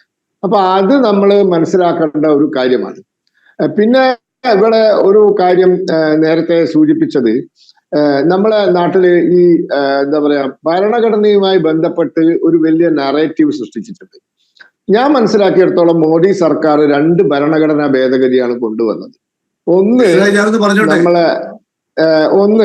നമ്മുടെ EWS, അതായത് എക്കണോമിക്കലി ബാക്ക്വേർഡ് സെക്ഷൻ, അതായത് നിലവിൽ സംവരണം കിട്ടാത്ത എന്ന് പറഞ്ഞാൽ മുന്നോക്ക ജാതി വിഭാഗത്തിൽപ്പെട്ട ആളുകൾക്ക് 10% സാമ്പത്തിക സംവരണം കൊണ്ടുവന്നു. അത് നിലവിൽ സംവരണം അനുഭവിക്കുന്ന ആളുകളുടെ സംവരണത്തിൽ കൈയിട്ട് വാരാതെയാണ് കൊണ്ടുവന്നത്. അത് കേരളമാണ്, കമ്മ്യൂണിസ്റ്റ് കേരളമാണ് ആദ്യം നടപ്പിലാക്കിയത്. ഇവിടെ പാസ്സാക്കിയെടുത്ത് ഇവിടുത്തെ സർക്കാർ സർവീസിലൊക്കെ അത് കൊണ്ടുവന്നു, വിദ്യാഭ്യാസത്തിനും ഗവൺമെന്റ് ജോലിക്കും. ഇതാണ് ഒരു ഭരണഘടനാ ഭേദഗതി BJP മോദി സർക്കാർ കൊണ്ടുവന്നത്. മറ്റൊരു ഭരണഘടനാ ഭേദഗതി മോദി സർക്കാർ കൊണ്ടുവന്നത് പിന്നാക്ക ജാതി കമ്മീഷന്, ബാക്ക്വേർഡ് OBC കമ്മീഷന് ഭരണഘടനാ പദവി കൊടുത്തു. ഇത് രണ്ടും കൊണ്ട് ഈ രാജ്യത്തെ ഭരണഘടനയ്ക്ക് എന്ത് കോട്ടമാ സംഭവിച്ചത്? ഒരു കോട്ടോ സംഭവിച്ചിട്ടില്ല എന്ന് മാത്രമല്ല, സമൂഹത്തിൽ സാമ്പത്തികമായി പിന്നോക്കം നിൽക്കുന്ന ഒരു വിഭാഗത്തിന് ഗുണമുണ്ടായി. മറ്റൊന്ന്, സാമൂഹ്യമായി പിന്നാക്കം നിൽക്കുന്ന ഒരു വിഭാഗത്തിന്റെ അവകാശ തർക്കങ്ങൾ സംരക്ഷിക്കാനുള്ള കമ്മീഷന് ഭരണഘടനാ പദവി കൊടുത്തു. ഇതാണ് ചെയ്തിരിക്കുന്നത്. അതേ സമയത്ത് അടിയന്തരാവസ്ഥ കാലത്തും അന്നൊക്കെ നടന്ന ഭരണഘടനാ ഭേദഗതികൾ ഇന്ന് ആലോചിക്കുമ്പോൾ നമുക്ക് ലജ്ജിച്ച് തലതാഴ്ത്തേണ്ടി വരും. അപ്പൊ അതൊക്കെ ചെയ്ത ആളുകൾ ഈ സർക്കാരിനെ വിമർശിക്കുകയാണ്. ഇതാണ് രണ്ടാമത്തെ കൗതുകകരമായ ഒരു കാര്യം. ശരി, 5 മിനിറ്റിൽ താഴെ സമയം മാത്രം ബാക്കിയുണ്ട്. 3 പേരോട് ചോദ്യം ചോദിക്കാനുമുണ്ട്. ആദ്യം advocate PM നിയാസിലേക്ക്. PM Niyas, Modi ഭരണം വളരെ മോശമാണെന്ന് അങ്ങ് നേരത്തെ അഭിപ്രായപ്പെട്ടു. പുതിയ ഭാരതം എന്നൊന്നില്ല എന്നും ഇരിക്കട്ടെ, ഇതിനെയൊക്കെ മറികടക്കാൻ, ഇതിനൊക്കെ തിരുത്ത് വരുത്താൻ എത്ര കാലം കഴിയണം? നിങ്ങൾക്കിനി എന്താണ് ആത്മവിശ്വാസം? നോക്കൂ, ആത്മവിശ്വാസം മറ്റൊന്നുമല്ല. നിങ്ങൾക്കറിയാലോ, നിങ്ങൾ 2 തവണ കഴിഞ്ഞ് 3-ാം തവണ വരുമ്പോ എന്തേ 400 സീറ്റിന് മേലെ പോകുന്നു പറഞ്ഞ 230 ആയിപ്പോയത്? അത് ജനങ്ങളുടെ വിശ്വാസം നഷ്ടപ്പെട്ടതുകൊണ്ടാണ്. പിന്നെ ശ്രീ പത്മനാഭൻ പറഞ്ഞു AICCയിലെ ജോലിക്കാരനാണെന്ന്. ഞങ്ങളെ AICC പ്രസിഡന്റ് തെരഞ്ഞെടുക്കപ്പെട്ട് ജനാധിപത്യ രീതിയിലൂടെ വന്നതാ. നഡ്ഡ അങ്ങനെയാണോ വന്നത്? നരേന്ദ്രമോദി തീരുമാനിക്കുക ഒരു പേപ്പറിൽ, അതങ്ങോട്ട് പ്രഖ്യാപിക്കുക. നരേന്ദ്രമോദിക്ക് മുമ്പിൽ പഞ്ചപുച്ഛമടക്കി നടക്കുന്ന BJPക്കാർ ഞങ്ങളെ ജനാധിപത്യം പഠിപ്പിക്കണ്ട. പിന്നെ അദ്ദേഹം പറഞ്ഞു തെരഞ്ഞെടുപ്പില് പരാജയപ്പെട്ടത് അവിടെ വോട്ട് കിട്ടാത്തതൊക്കെ. ഈ 400 സീറ്റ് എന്ന് പറഞ്ഞ് നിങ്ങള് നിലവിലുള്ള സീറ്റ് 100 എണ്ണം കുറഞ്ഞു. അത് വല്ല ധാരണയുണ്ടോ നിങ്ങൾക്ക്? അപ്പൊ നമ്മള് ഇക്കാര്യത്തിൽ ജനാധിപത്യത്തിൽ നിങ്ങൾ ഇപ്പോ ഡിക്ലൈനിങ് ആണ്. നിങ്ങൾ ഓരോ ദിവസം ഓരോ തെരഞ്ഞെടുപ്പ് കഴിയുമ്പോഴും കുറഞ്ഞുകൊണ്ടിരിക്കുകയാണ്. അടുത്ത തവണ ഞങ്ങൾക്ക് ജനങ്ങളുടെ മനസ്സ് എത്ര കള്ളത്തരം കാണിച്ചാലും ആ മനസ്സ് മുന്നോട്ട് പോകുന്നത് എനിക്കറിയാം. പിന്നെ ഒരു കാര്യം എനിക്ക് എന്റെ തകരാറ് കൊണ്ടല്ല, നിങ്ങളുടെ ടെക്നിക്കൽ തകരാറ് കൊണ്ടാണ് എനിക്ക് പങ്കെടുക്കാൻ പറ്റാഞ്ഞത്. രഞ്ജിത്ത് ഇവിടെ സൂചിപ്പിച്ചു, ഇവിടെ പിന്നെ മൊഴിചൊല്ലൽ 3 മൊഴിചൊല്ലല് ജനങ്ങൾക്ക് സ്ത്രീകൾക്ക് ഗുണമാണെന്ന്. എന്റെ രഞ്ജിത്തെ, ഇത് മതത്തിലെ വിശ്വാസമാണ്. ഇവിടെ ശബരിമലയില് യുവതികളായ ആളുകൾക്ക് ദർശനം നടത്താൻ തരുന്നത് യുവതികൾക്ക് ഏറെ ആഗ്രഹമുള്ള കാര്യമാണ്. നിങ്ങൾ സമ്മതിക്കോ? സമ്മതിച്ചില്ലല്ലോ. വലിയ സമരം BJPയുടെ നേതൃത്വത്തിൽ നടത്തിയല്ലോ. അത് എന്തായിരുന്നു കാരണം? വിശ്വാസങ്ങൾ, പാരമ്പര്യങ്ങൾ അതൊക്കെ പാലിക്കപ്പെടണം. അത് മതത്തിന്റെ വിശ്വാസം, അത് മതത്തിന് വിട്ടുകൊടുക്കണം എന്നാണ് ഞങ്ങളുടെ തീരുമാനം. അവിടെ നിങ്ങൾക്ക് യുവതികളോട് എതിർത്ത് അല്ലെങ്കിൽ യുവതികളുടെ താല്പര്യങ്ങൾക്ക് എതിരായി നിലപാടെടുക്കുമ്പോൾ നിങ്ങൾക്ക് അതിൽ പ്രശ്നമില്ല. ഇവിടെ സ്ത്രീകൾക്ക് വലിയ സംഭവം. അങ്ങേക്ക് ഇതിന് മറുപടിയല്ല, അങ്ങേക്ക് ഈ വിഷയത്തിൽ കഴിഞ്ഞ 11 വർഷത്തെ മോദി ഭാരതം, അതിൽ അങ്ങേക്ക് അധികമായി പറയാനുള്ളത് എന്താണ്?